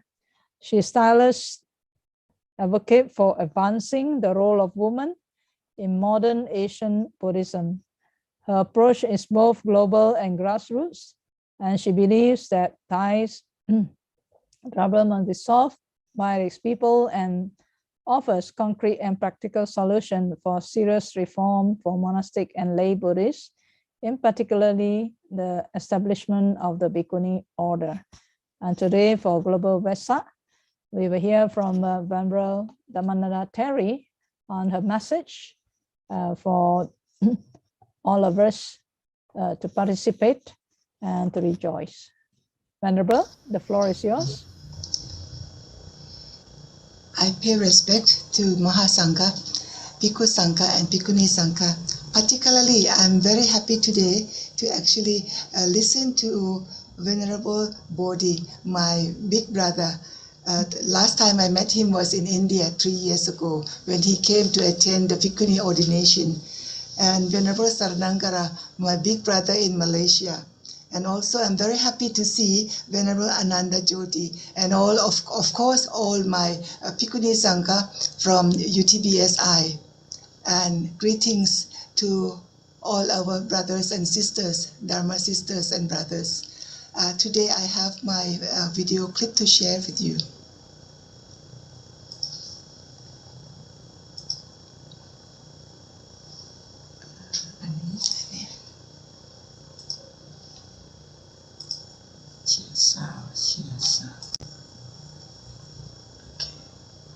Greetings to Mahasangha and my sisters and brothers. I expect that I'm speaking to mostly my Malaysian Buddhist. Let me share with you some of my long history of coming to Malaysia. The very first group that invited me some 30 years ago was BGF.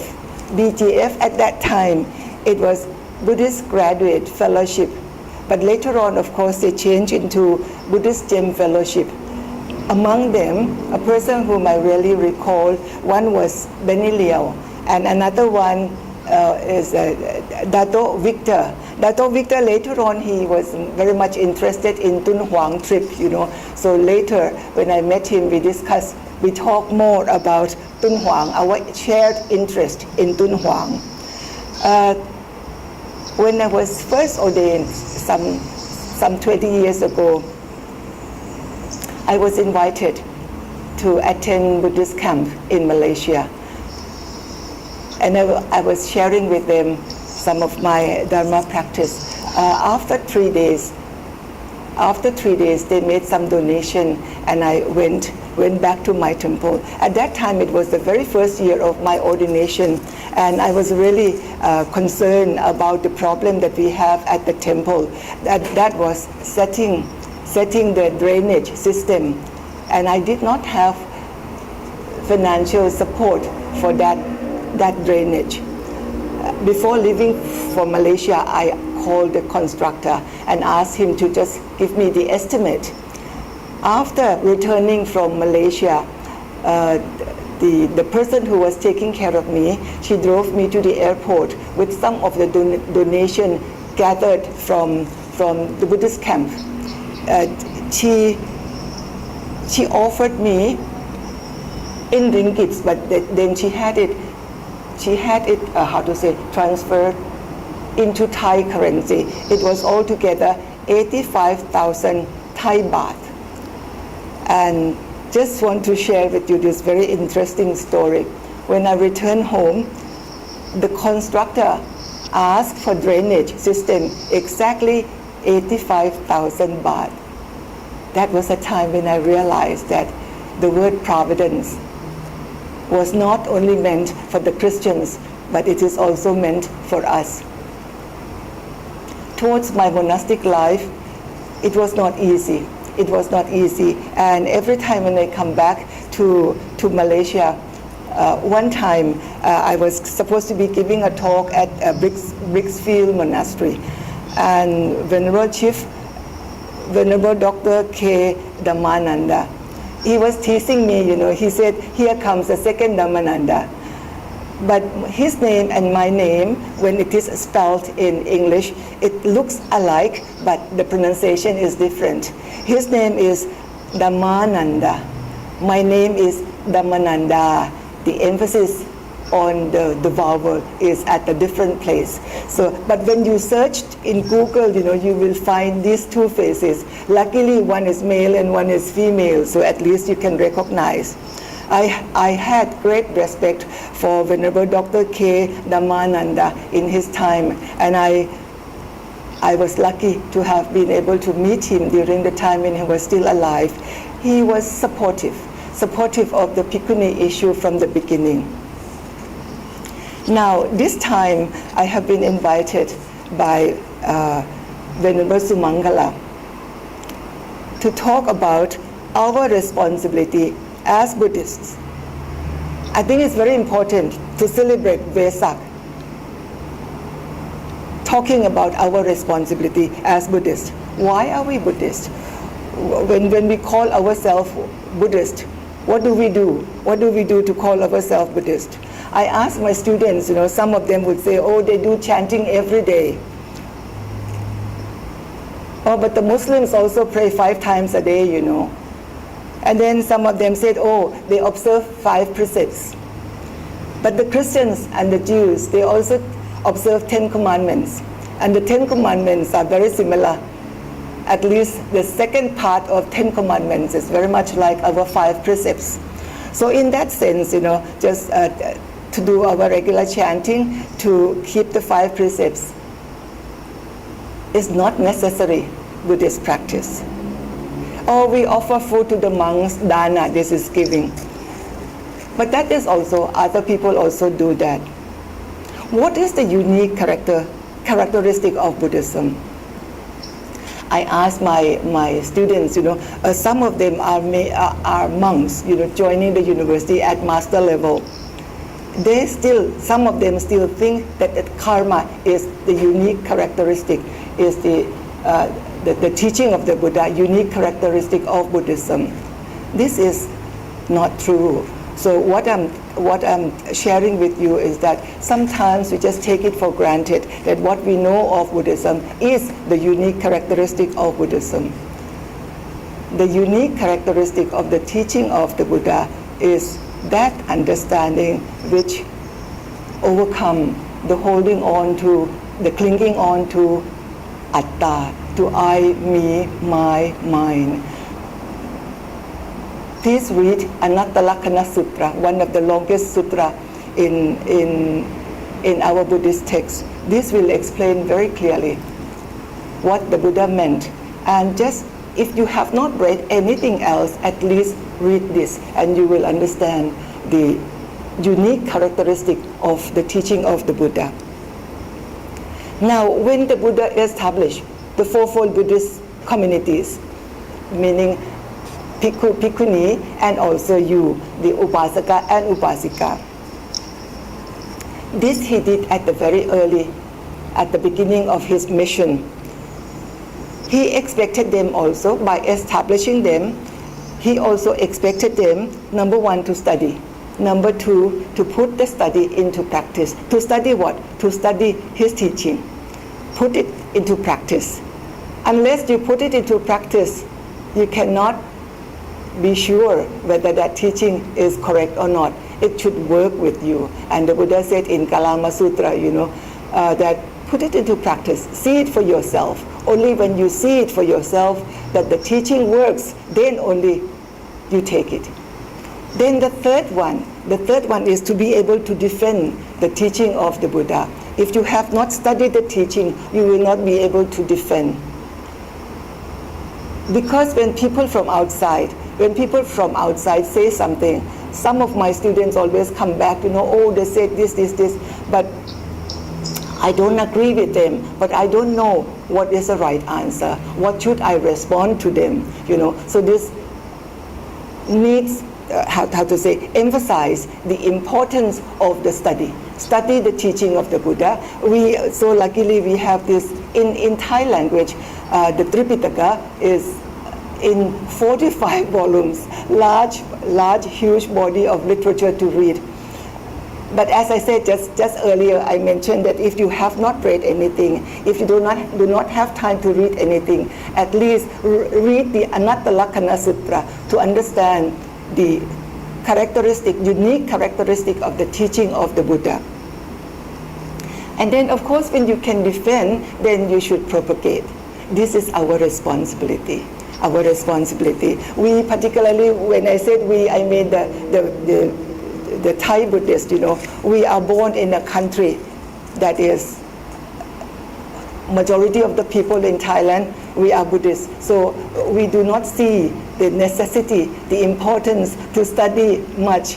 We have just practiced according to the Thai culture, and the Thai culture is very much based on Buddhist culture. So we followed Buddhism in our culture, not really understanding the teaching very well.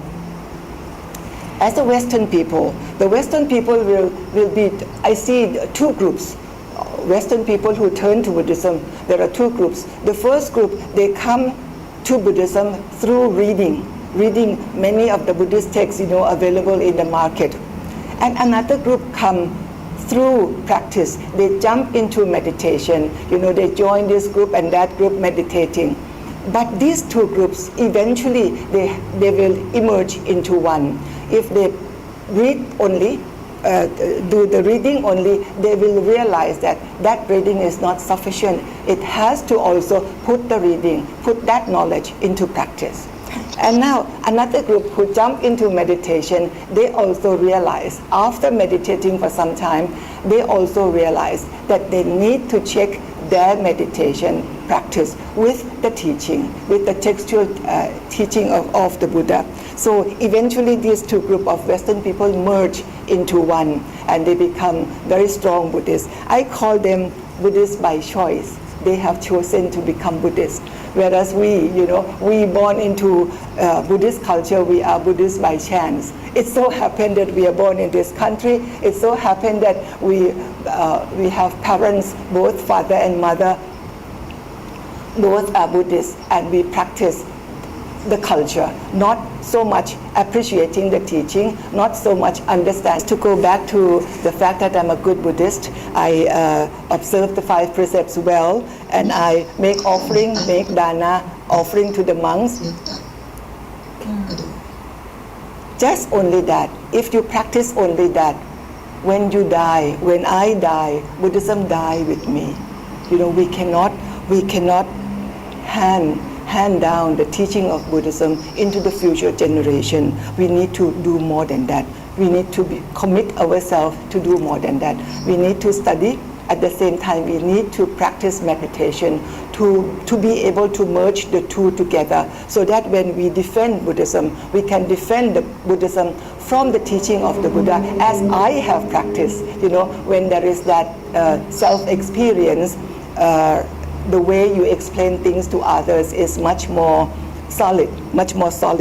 In Malaysia, I don't know how many percentage of the population in Malaysia are Buddhist, but Buddhists are minority. And among the Buddhist group, you still have Mahayana and you have Theravada. And I believe that Theravada section is the smaller section than the Mahayana. So we are addressing the issues from Theravada perspective. We are addressing the issue to a small group of Buddhists. When I organized the first International Buddhist Women's Conference, which later on is called Sakayatida II, that year was 1991. There was one Malaysian nun who attended that conference. I still have her photo, and she was wearing this kind of color robe. I did not ask her. At that time, I myself was not ordained, so I did not ask her whether she was ordained as a Samaneri. I am sure she was a Samaneri, or which lineage she had taken, but she was wearing Theravada robe and she was wearing this color. But I did not see Sangha. I just saw only that nun. This way back 1991. Then in Malaysia, I have to say that among the Buddhists, mostly are from Chinese ethnic group, so they would be closer associated with Mahayana. 2015, when Venerable Sumangala was fully ordained, imagine Venerable Sumangala spent at least 8 years, as Samaneri, and before that she was a white robe nun. I met her, if not earlier than that, I met her in 2008. So she was really cautiously finding the way, finding the path, so that she could walk this monastic path properly. Coming back again to the study and the practice, that we need to balance between the two.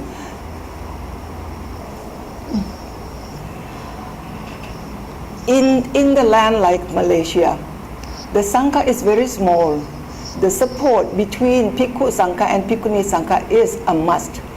Bhikkhuni Sangha must be supported by the Bhikkhu Sangha.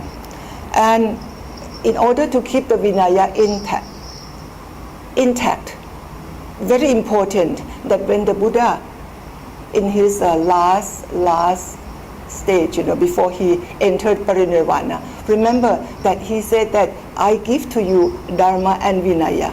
Don't be so strict with the Vinaya and forget Dhamma. It is together, Dharma and Vinaya, that will see the Bhikkhu and Bhikkhuni on this path into the future. We should not be obstructed by the strict Vinaya only. We have to understand what is the Cetana, the intention behind the Vinaya rules. If we just follow the rules by letters, then we are stuck. We cannot we cannot go forward. You know, in these 227 precepts that the monks take and the 311 precepts that the bhikkhunis take, we cannot practice all of them according to the letters. I just give you one example. There is one rule which says that we are not allowed to travel by yana.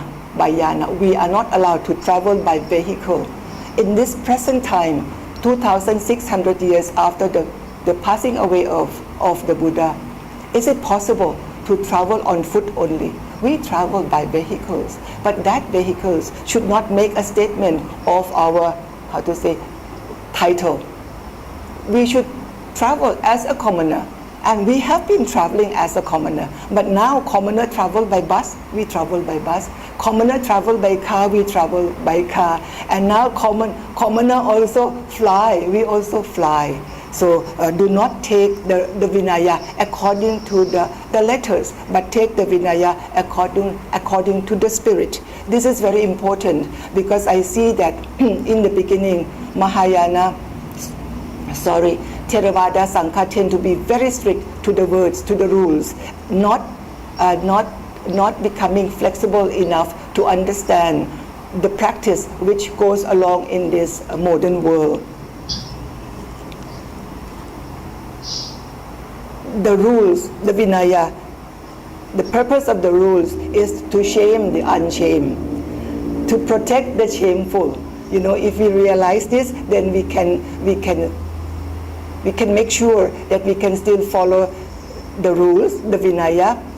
Chetana hang bhikkhave kammang vadami. It is Chetana that decides the action. So with that, I think it's very important that we as Bhikkhuni, as a Bhikkhu and Bhikkhuni Sangha in this modern time, we have to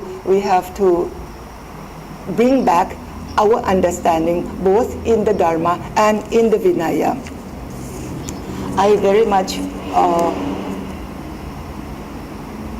very much support Venerable Sumangala in her attempt.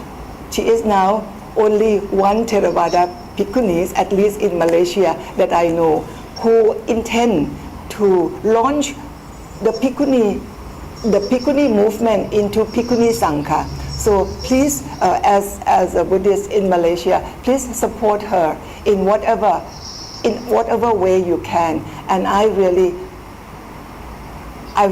am sure that Bhikkhuni Sangha will emerge in Malaysia in this very near future. And the project that Venerable Sumangala is planning, whether to build a center, whether to build the SEMA, is in the process, and I'm sure it will happen very soon. With all my good wishes to my Malaysian friends and my Bhikkhuni Sangha, of course. Thank you so much for allowing me to share this space in time. Thank you. Thank you so much, Venerable Bhikkhuni Dhammananda Terry. And let us reflect on the connection that we have as a daughter of the Buddha and how the Buddha strived in his quest for enlightenment, to go through so much challenges, even for his endeavor to practice self-mortification. And even after enlightenment, there are also many challenges that he faced because of the Brahmin also would not be able to accept a change of the truth that they are holding. So as we all know, the highlight of Venerable is on the importance of study, practice, and also the realization.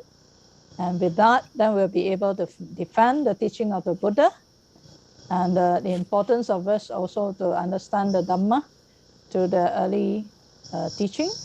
And the key point is that the Dhamma Vinaya that the Buddha has left for us to be our teacher is where that the Dhamma is where we uphold, that which uphold us from falling into willful states, and also the Vinaya that leads us away from defilements. So I think this is a timely highlight And we thank Venerable so much for your kind support and wishes for the development of the Bhikkhuni Sangha in Malaysia and throughout the world. And we also thank all the bhikkhus and the senior bhikkhus who have been very supportive to develop the Fourfold Sangha in Malaysia, and hopefully also in support of the Bhikkhuni development in the world. So we thank everyone very much for this support and also celebrating the global Vesak.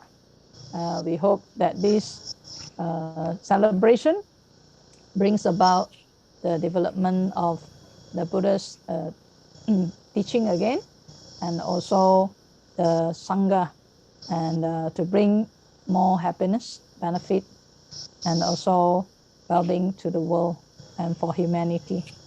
So now we will continue to proceed to the next speaker.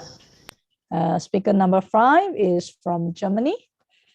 She is Bhikkhuni Palayani Terry, a German citizen born as Daniela Dorfingers, 1959. She's a former actress and comedian.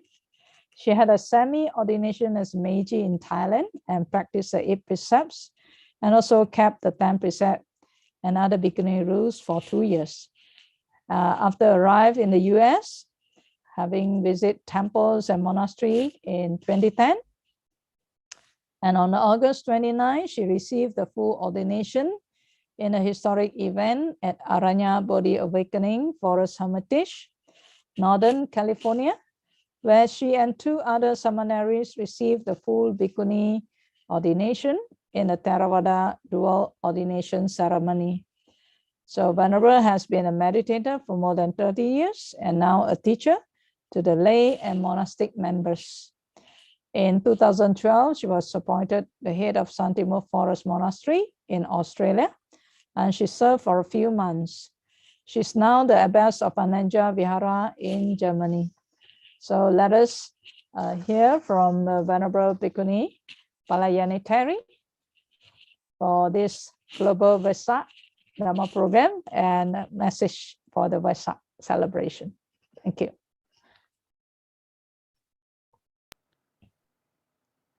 Hello, everyone, and greetings from Germany.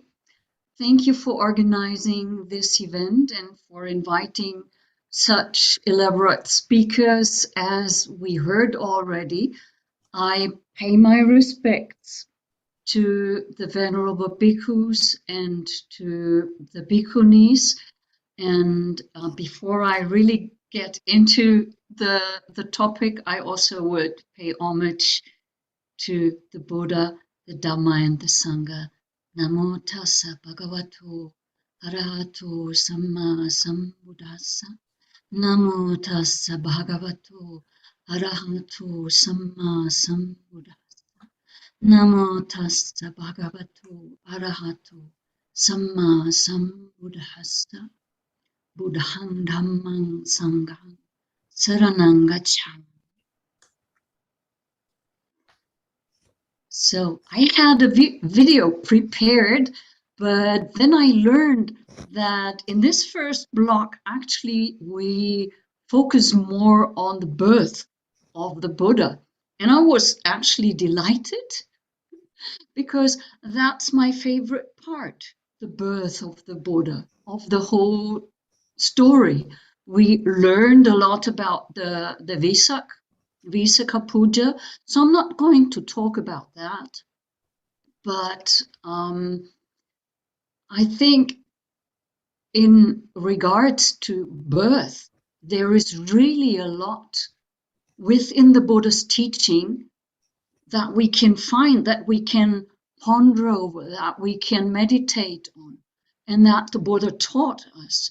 So first, I think it's important to really understand how fortunate we are that we are born in a day and age where the Buddha's teaching is still available. I mean, imagine that, a world without the teaching, and now even we here in Germany and all over the world have the chance to encounter the Dhamma and even can go as far as to live the Dhamma as bhikkhunis or as monks. That is so great, and I have no words of the gratitude that I feel for being born in such a time, in such a under such circumstances, and having had that chance, we should really know and understand how very, very valuable that is and that should be for us. And when it comes to birth now, the Buddha has really talked a lot about birth.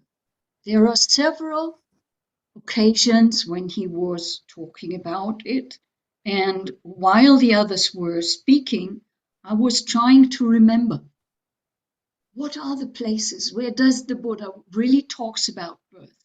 And the first that came to my mind was from the Dhammapada of the old age chapter, and there he says something like aneka jati sangsarang, which in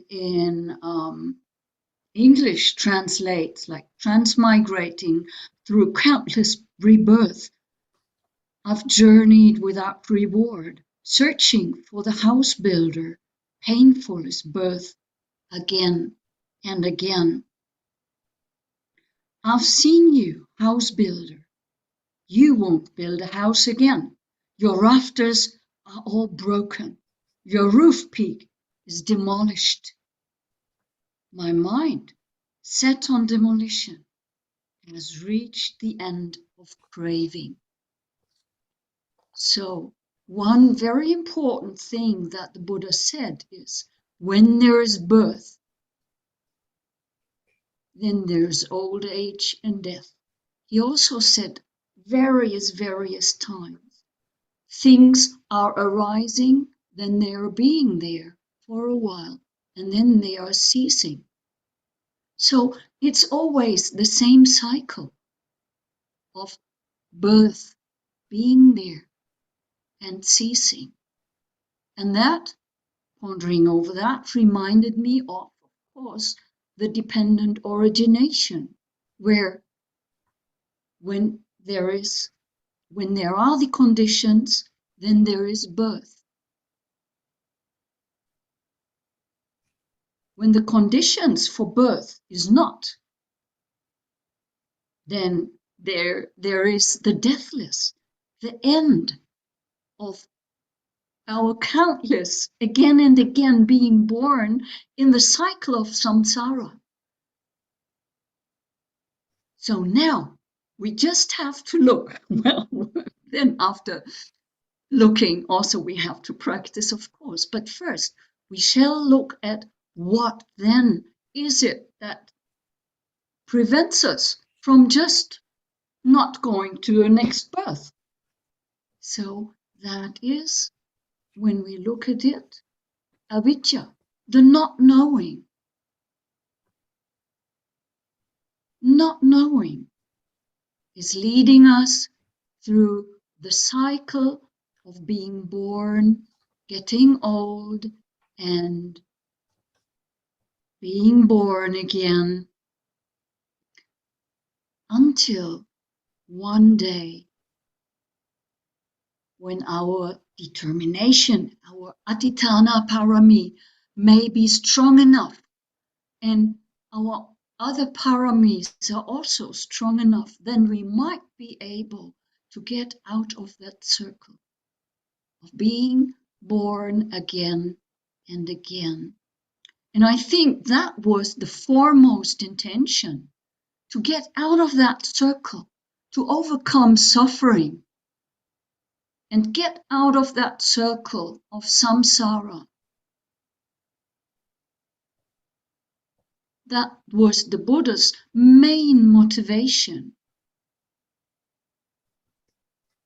to be reborn in this life, in that life then, and develop such paramis through eons and make the resolve, make the Atitan in front of Buddha Dipankara, so that one day, eons later, he became the Buddha and was able to teach us the way to the deathless. So he was born on this day, on the full moon day of May, of the month of Vesak. He was born to go for that, to go for Nibbana. And using that last birth for the next step, for enlightenment. And when we look at that circle and try to understand what do we need to do really to get out, then what came to my mind next was a sutta in the Samyutta Nikaya, which is actually called Jati Sutta. Jati is the birth. And in that sutta, let me see if I find it and give you the number.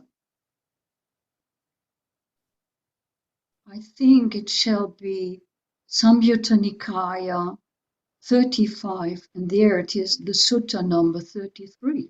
So, Samyutta Nikaya 35, 33. There he says, bhikkhus, or people, everything is subject to birth.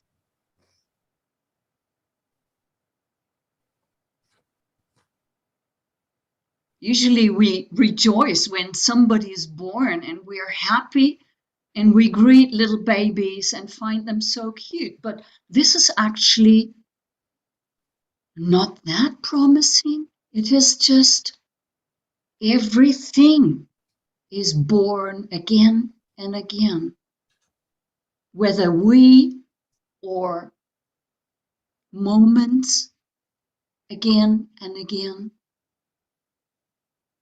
All is subject to birth. And what is that all that is subject to birth? That is the eyes, the ears, the nose, or the tongue, the taste, the body, and the mind. With these as a condition, we see things and there is sight. So those sights, those seeing objects are subject of birth. They are born when there are eyes, when we look at them, and when we turn our attention towards them, and then their seeing is born. The object seen is born. And same with sounds, same with tastes, with odors, with tactile sensations, and with mind objects. These all are born because we turn towards them.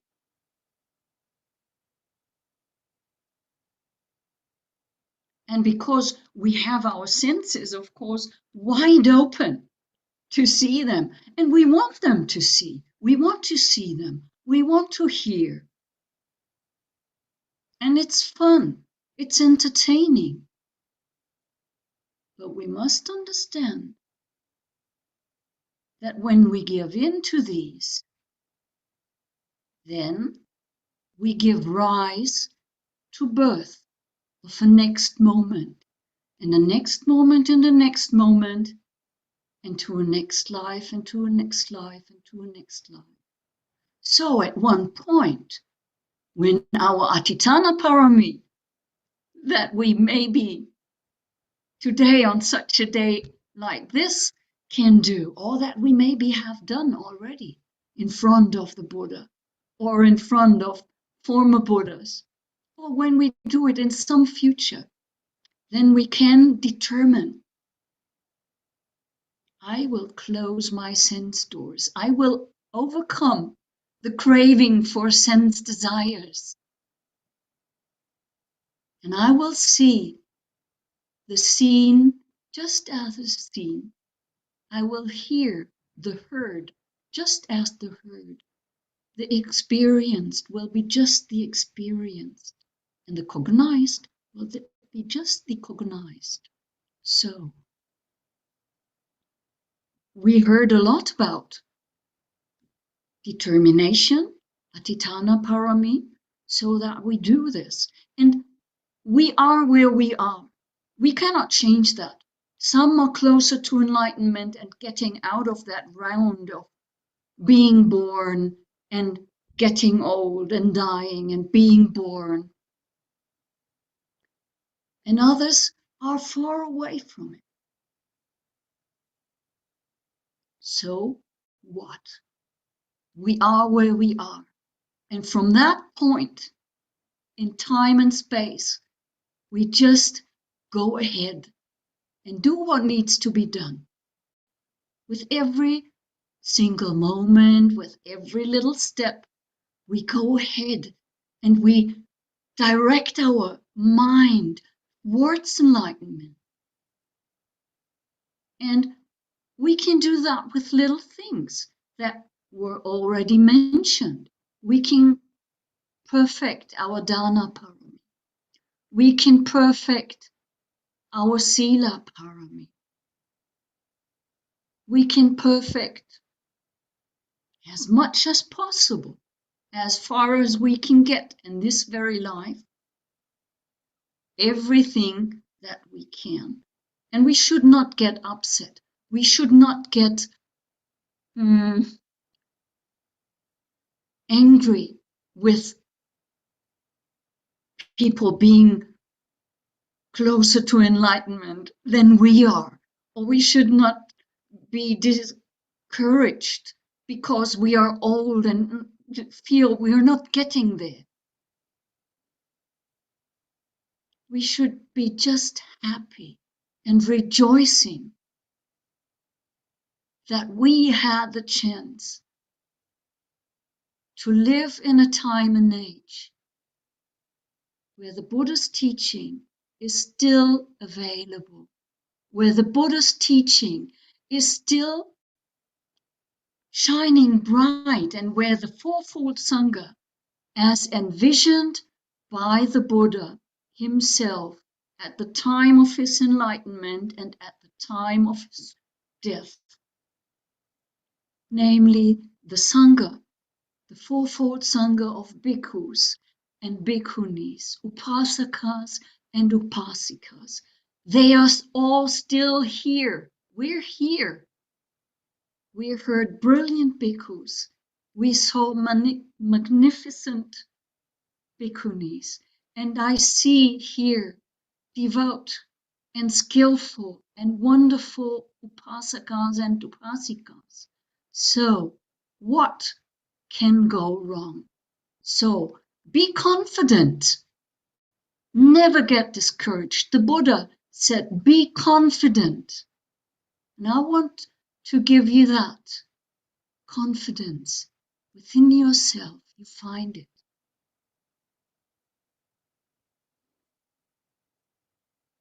And yeah,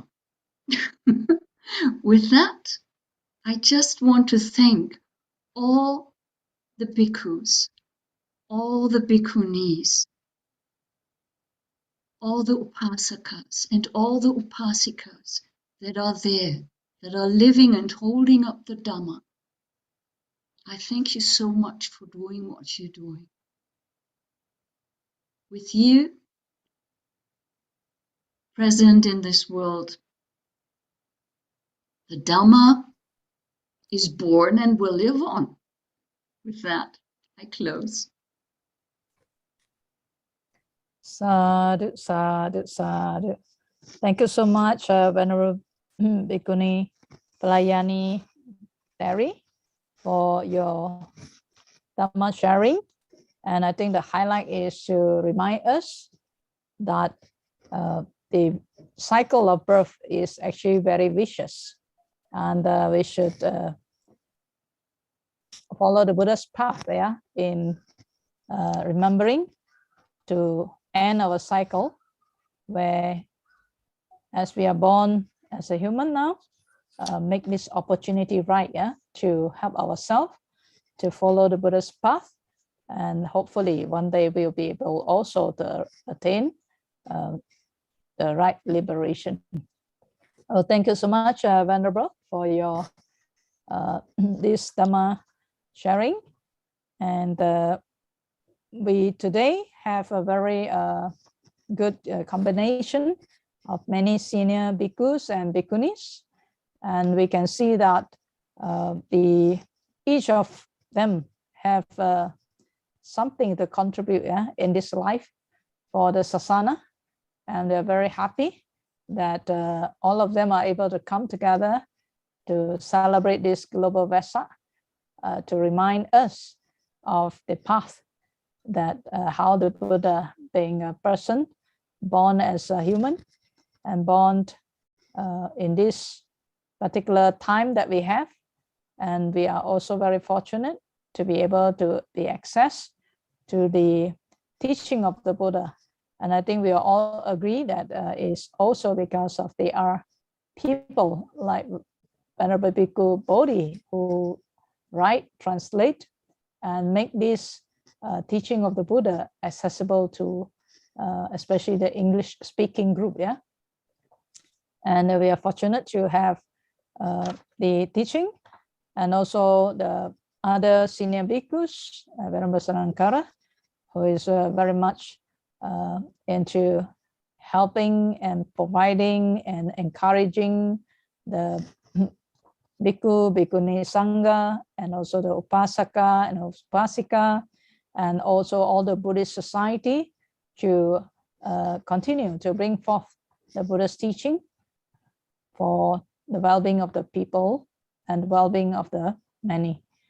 And we have heard also from Venerable Tataloka Mahateri, and she has shown us the culture, the tradition of keeping up with the Buddha's teaching about his birth, that inspire others also to walk the path.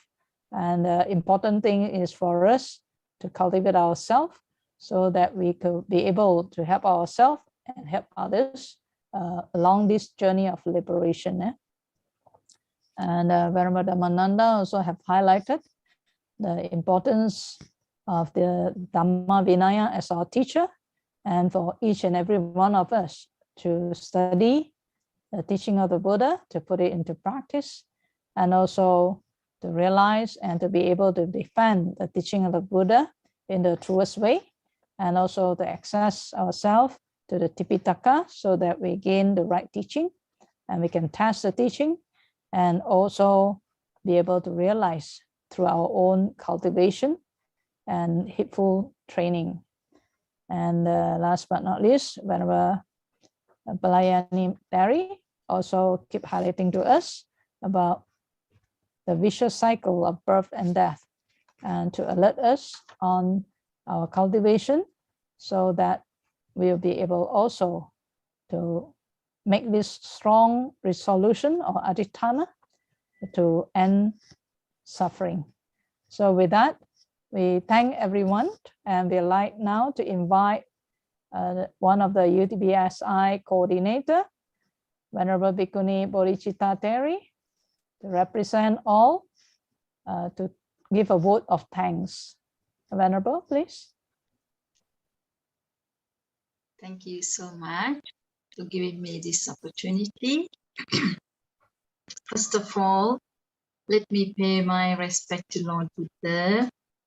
Namo tassa bhagavato arahato samma sambuddhassa. Namo tassa bhagavato arahato samma sambuddhassa. Namo tassa bhagavato arahato samma sambuddhassa. Maha Sangharatne Avsarai. Let me speak few words with the permission of the Maha Sangha.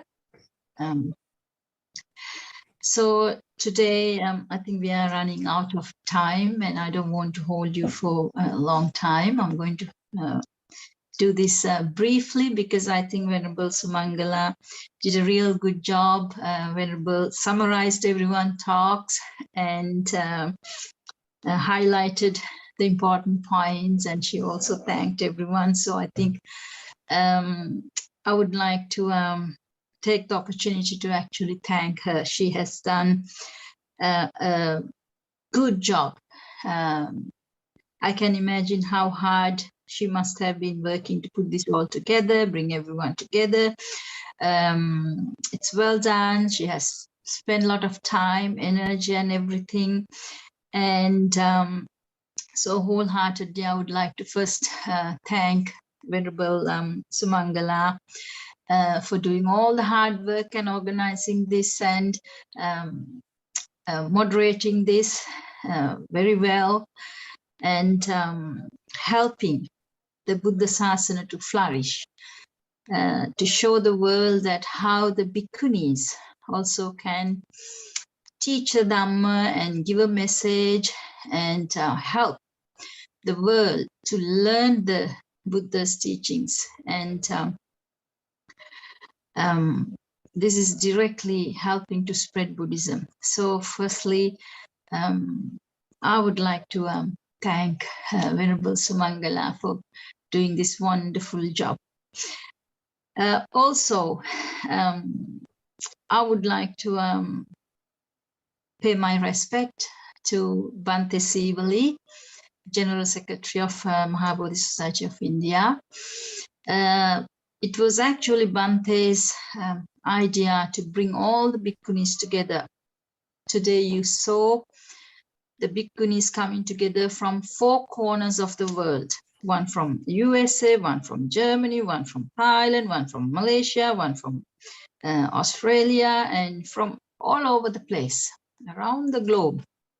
So it was Bhante's idea to unite these bhikkhunis and start this UTBSI so the bhikkhunis can come together, so there's more strength in this unity, and so we can serve the world with that strength. So the Mahabodhi Society has helped not just to spread Buddhism, but from the beginning they have helped the bhikkhu and bhikkhuni, upasaka upasika, because the first ordination after 1,000 years, the first bhikkhuni ordination, the Bhikkhuni Kusuma's ordination was organized by the Mahabodhi Society of India in 1996.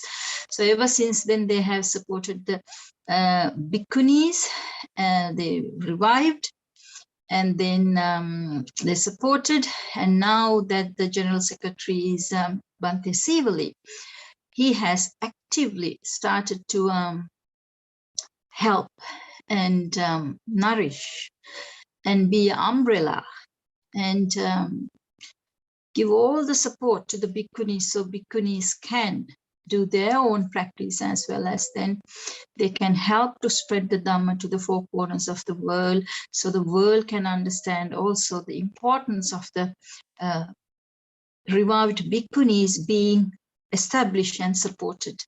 So I pay my humble respect to Bhante Sivali and offer our heartfelt gratitude. And with respect, we thank Bhante for all the hard work and all the initiatives taken to establish the UTBSI and giving the bhikkhunis the opportunity to be part of spreading the Buddha Dhamma. And I also want to thank for Anagarika Dharmapalatuma. Venerable Anagarika Dharmapalatuma was the founder of this Mahabodhi Society of India. He had this idea that he wanted to spread Buddhism to 4 corners of the world, not just protect the Buddhist monuments and where the Buddha was born and got enlightened and gave the first Dhamma talk and all that for the Buddhists to go and see and pay respect, but not just support the Sangha, the monks, but Venerable Anagarika Dharmapalatuma had that wish in his heart that he wanted to support the nuns, he wanted to support the bhikkhunis. But before he could establish all that, he passed away. But I think his spirit is working through Bhante Sivali and his Palatuma's dreams that didn't come true at that time. But I think Bhante Sivali is working hard to bring them to a reality. So I also would like to pay my respect to Anagarika Dharmapalatuma for establishing this Mahabodhi Society of India, which has done so much to the spread of Buddhism around the world, and they're doing so much to India and to all around the world. So wherever the Anagarika Dharmapalatuma is, I wish that may he find peace and happiness. May he rejoice in these merits that we have generated today. And may he serve the Buddha Sasana from wherever the realm, the Deva realm or the Bodhisattva realm that he is in. May he be able to do more and more work to help establish and spread Buddhism all around the world. And one fine day, may Anagarika Dharmapalatuma attain Nibbana and rest in peace.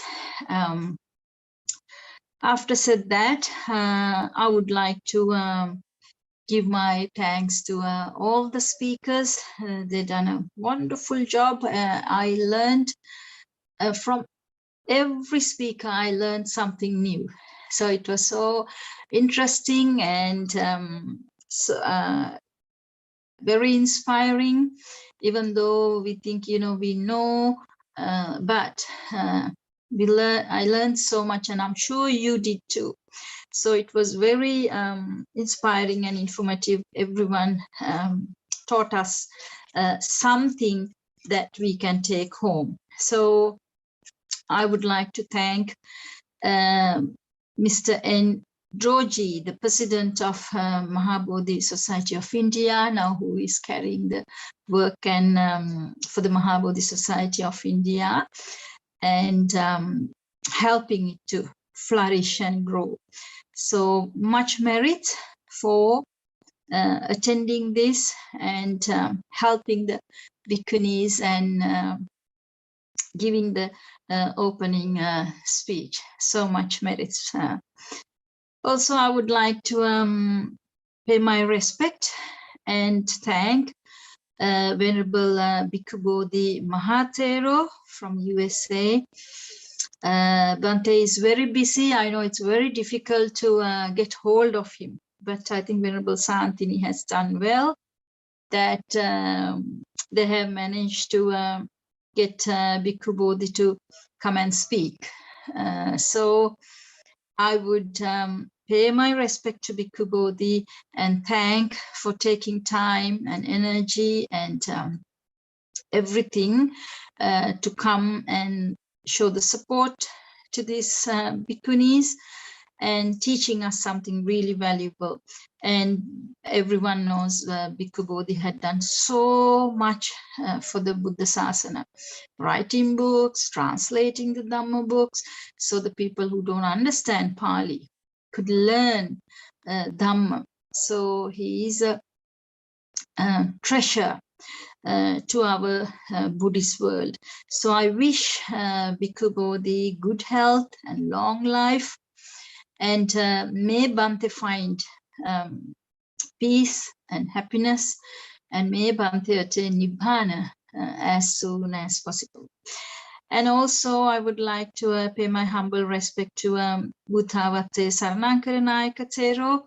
Bhante also a very good supporter of the bhikkhunis, and every time I visit to Malaysia, I would see Bante and pay respect, and then he would ask about how the projects in Sri Lanka, how that nunnery is there, and he would always help. And when he come to Sri Lanka, he would attend there to go and visit and help. So I know he has been a great supporter for the bhikkhunis, not just in Malaysia. Bante started helping the Gautami Vihara, where the Malaysian ladies came together and said, you know, we need to have a place for the bhikkhunis. So Bante actually gave one of the places that Bante had to set up the Gautami Vihara. So he is actively helping the bhikkhunis. So Bante, thank you so much for all the things that you've been doing to help and support the bhikkhunis. And thank you so much for coming and giving a speech today. And we also wish, may Bante be well, comfortable, peaceful and happy. May you find good health and long life, and may all your good aspirations come true. May you find more and more strength and courage to support the bhikkhunis and the bhikkhus and the upasaka upasika. And one fine day, may Bante also attain Nibbana. And also I would like to thank our bhikkhuni pioneers. So today we had 2 Mahatheris, and it is thanks to those Mahatheris actually we can follow their footsteps, because they were brave when people were rejecting, people were not accepting the women to be fully ordained, but they took that challenge and they showed, no, even though women have weaknesses, we also can get rid of them, and we also can purify ourselves, and we also can practice this without damaging the sasana. And we can be part of spreading the Dhamma. So there are pioneers, Venerable Bhikkhuni Tataloka Mahatheri from USA, and Venerable Bhikkhuni Dhammananda Mahatheri from Thailand.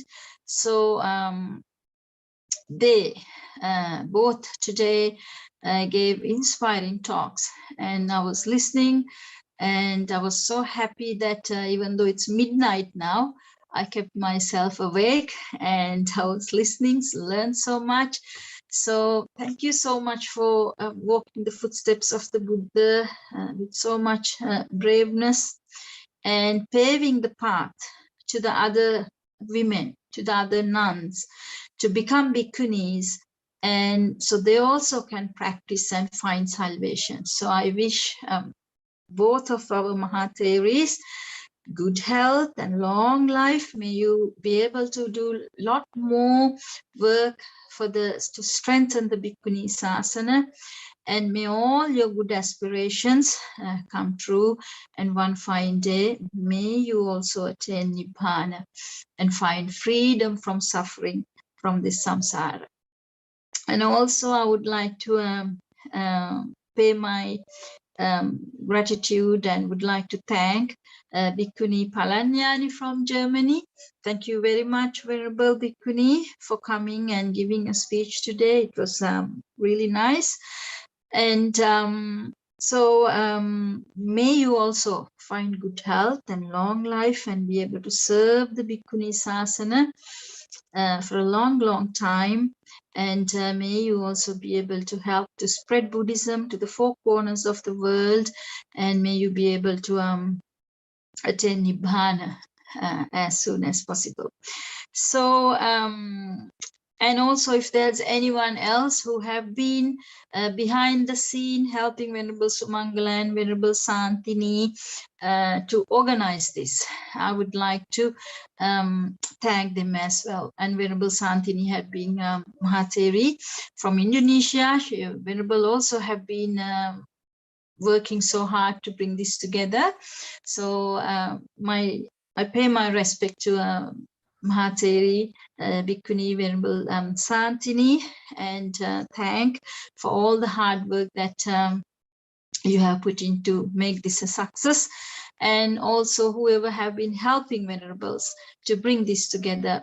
the IT people and who have been sponsoring for things.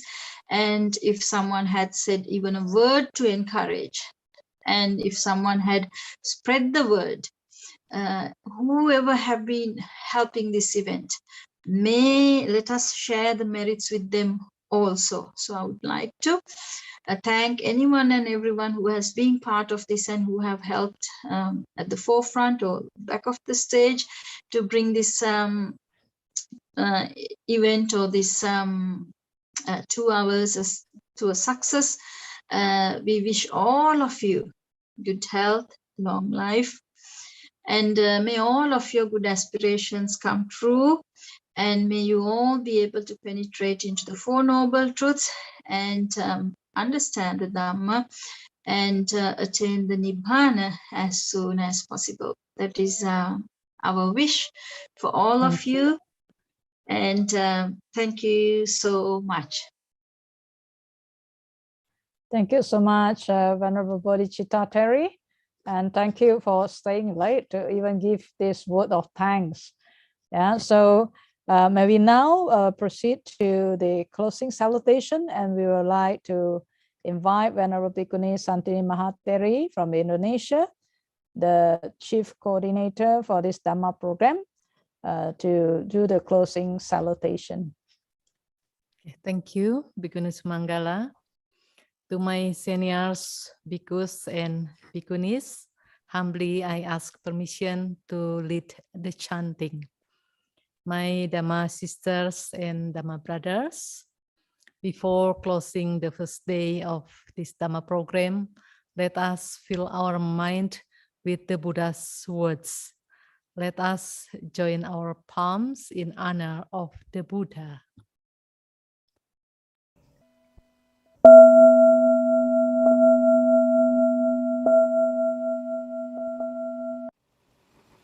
Sabba pasa akaranang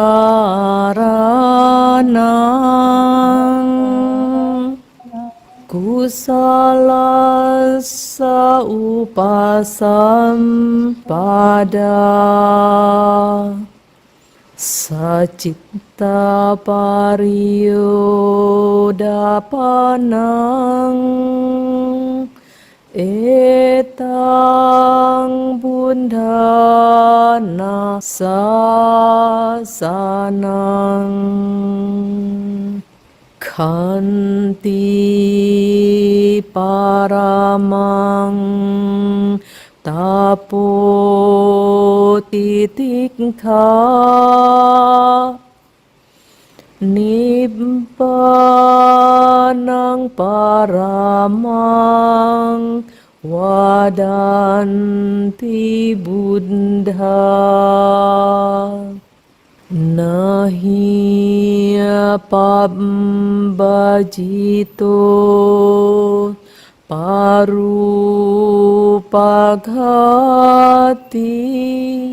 samano hoti parang vihetayanto anupawado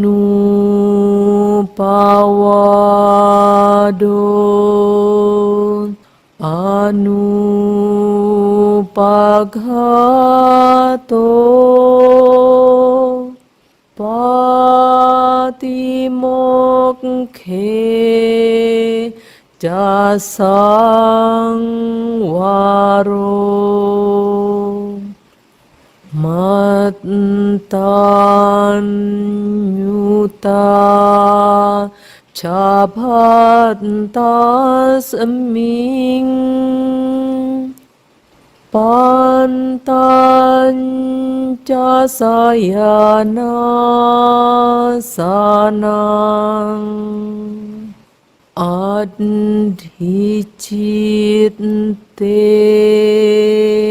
jayogo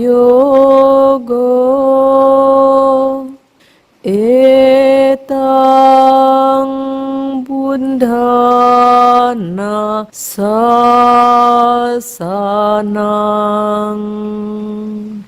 Sabbe sankhara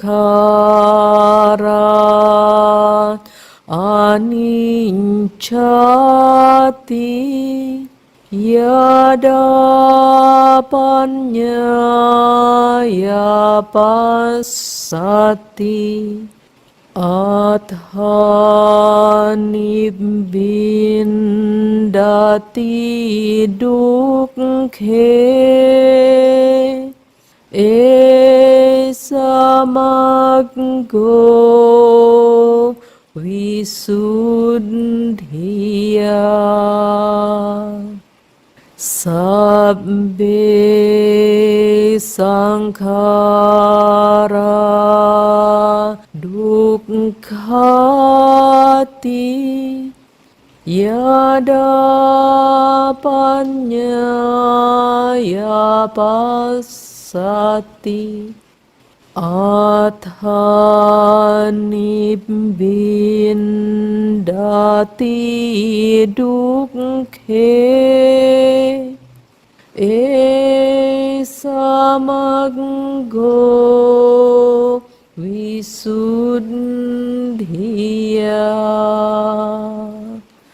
Sabbe Dhamma anattati yada panyaya passati Athanibindati dukkhe esamaggo visuddhiya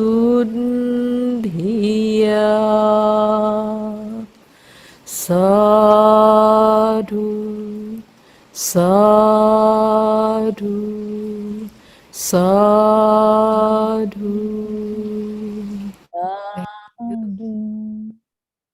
Thank you very much, Venerable Santini Mahateri, for the closing salutation. So with that, we have successfully conducted the first day of this global Vesak Dhamma program in commemoration of the birth of the Buddha. So we'd like also to invite you for our next session tomorrow, same time and same Zoom link. And we also have lined up, very senior bhikkhus and bhikkhunis to also share with us on the enlightenment of the Buddha and how it brings to the development of vibrant humanity. So tomorrow we have Venerable Bhikkhu Sujato Mahatero from Australia, Venerable Bhikkhuni Santini Mahateri, Venerable Bhikkhuni Bodhicitta Teri, and also Venerable Bhikkhuni Dhamma Paripurnat from Thailand, and Venerable Samaneri Manichitta from Vietnam.